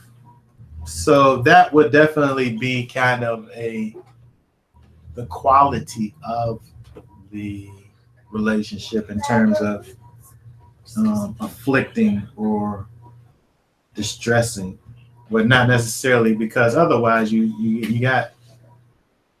So we can't say just because somebody is a servant that in and of itself, servitude is not the same as oppression.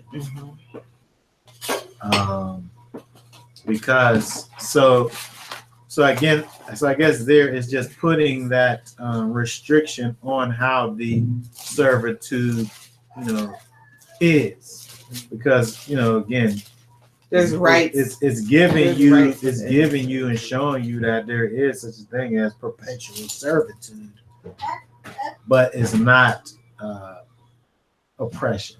So just understanding the difference, I think, would be just one thing that I thought about in terms of looking at these verses here. Okay, so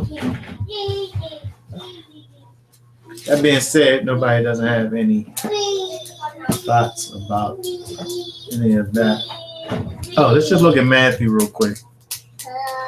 Then we'll be done. Matthew 7, 1 through 5. Matthew 7, 1 through 5 says, "Judge not that you be not judged. For with what judgment you judge, you shall be judged. And with what measure you meet, it shall be measured to you again. And why beholdest thou the mote that is in thy brother's eye, but considers not the beam which is in thine own eye? Or how wilt thou say to thy brother, let me pull out the mote out of thine eye, and behold, a beam is in thine own eye? Thou hypocrite. First cast out the beam out of thine own eye, and then thou shalt see clearly to cast out the mote out of thy brother's eye." Okay, so just looking at this, people look at verse 1 and say, "Judge not that you be judged." See, it says right there. So therefore, you don't judge me. Don't judge me. The Bible says, "Judge not lest you be judged." That's what people get tattooed on too. I see so many tattoos I downtown. know, but see, the other thing is that you lose credibility when you getting a Bible verse tattooed on you in the first place. People downtown. You can't tattoo. If you want to get tattoos, that's fine. Right? Do what you want to do.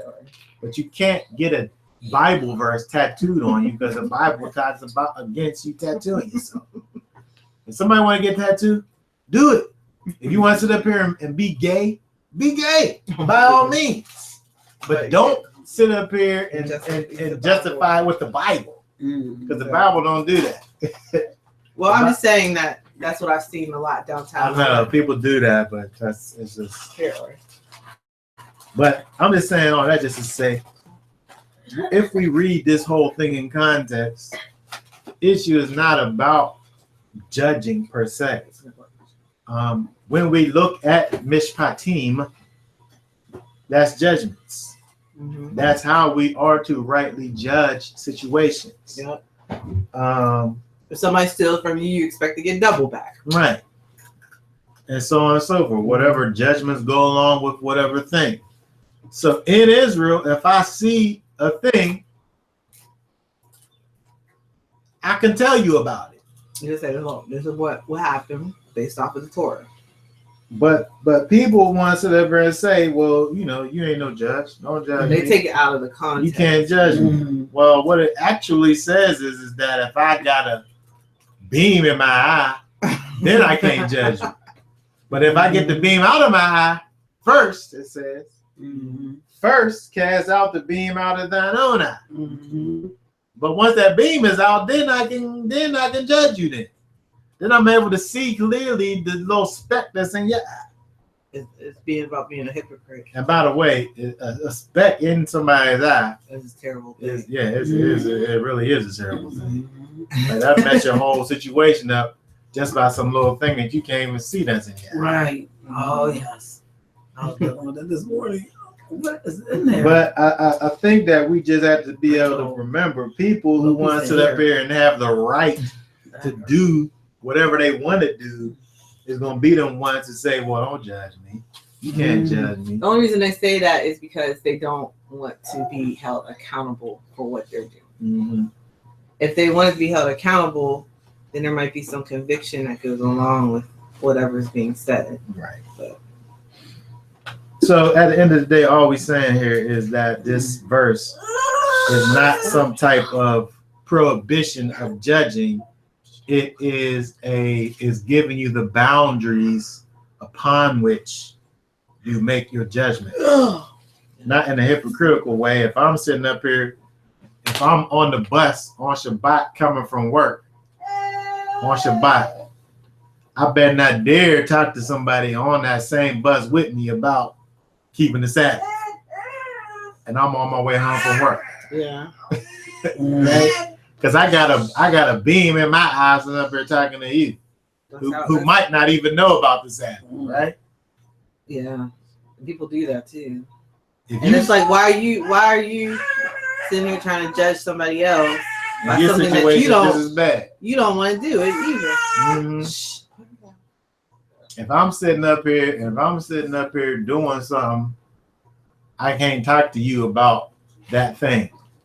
Like, you cancel yourself out from dealing with somebody if you're guilty of that thing. Basically, is what we're looking at right here. Yeah. If you're guilty of being a habitual liar, you better not open up your mouth to talk to somebody else about lying. But if that's not your issue, That's not your issue. that's what it said. What about if you had something going on in your own situation and then you want to talk about Well, that's what people want to sit up here and do. You ain't perfect. How you gonna sit up here and talk to me about something? Right. That's you. That's a problem with you. That's you wanting to sit up here and just do whatever you want to do, Right. and don't want nobody to talk to you about it. Mm-hmm. Nobody's perfect, but I can't sit up here and talk to you about something that I ain't doing my own self. If you looking for somebody to be perfect to be able to talk to you about something, then I guess you can do whatever you want to do, and don't nobody got to talk to nobody about nothing. You say you gotta be perfect. You gotta get all your specks and beams out of your eyes. Well, that's what somebody who don't want somebody. That's what the person that you just had talked about earlier. That, to me, that person is unteachable. You know what I mean? A person who has that type of attitude is unteachable. Yeah. Because they feel like, you know, it's almost no point in even talking to them. Because I mean, you should probably, in some cases, if you're a leader or something, you know, you have to talk to people who are unteachable, or that burden might be placed on you. But, you know, people who are unteachable are the ones that are like, you can't tell me anything. I think that there's obviously a way that we are to be as followers of Yeshua, which is straight and upright. But saying that, nobody's perfect. People strive for perfection, and people walk in an upright way and sometimes trip and fall and get back up again. So that's different than somebody who's just not living righteously. Yeah, they just. I can't sit up here and because somebody, you know, falls here and trips there, I can't hear nothing they got to say. That's just my own rebellion and my own want and desire to do whatever I want to do and don't have nobody to be accountable to. But we, you know, should be able and should actually want for people to actually be judges for us, because that's really how Israel operated. We just looked at these two chapters and they gave you all of these righteous judgments. Why? Because this is the way that, you know, that Israel functioned, and this is the way that they was and how they dealt with certain situations. We as people, as individuals, don't always, you know, walk the way that we should walk, but that's why this thing has been set up like this in terms of, you know, community, in terms of, you know, government, where, you know, you have these checks and balances. So I think we look at what Yeshua is talking about in terms of this moat and this spec. We should really be walking upright. We should have that. And it's going, and it helps you, it helps you with these people with their carnal minds when you do walk uprightly, so that they don't got nothing to sit up there and say, well, what about this? As soon as you say, yeah, whatever it is that you say, and then they don't, you can't give people a reason to say, what about this? Right? You should really be walking uprightly so that there ain't nothing for nobody to look up there and have no excuses. But, you know, at the same time, people who want to walk in righteousness should really be able to look at themselves and, you know, and really want and desire to walk in righteousness and kind of expect to have, you know, criticism. A fool, it says, a fool rejects correction, right? So we don't want to be foolish out here in this life. Okay, so anybody have any thoughts or comments? If not, we can go ahead and be done for right now. This.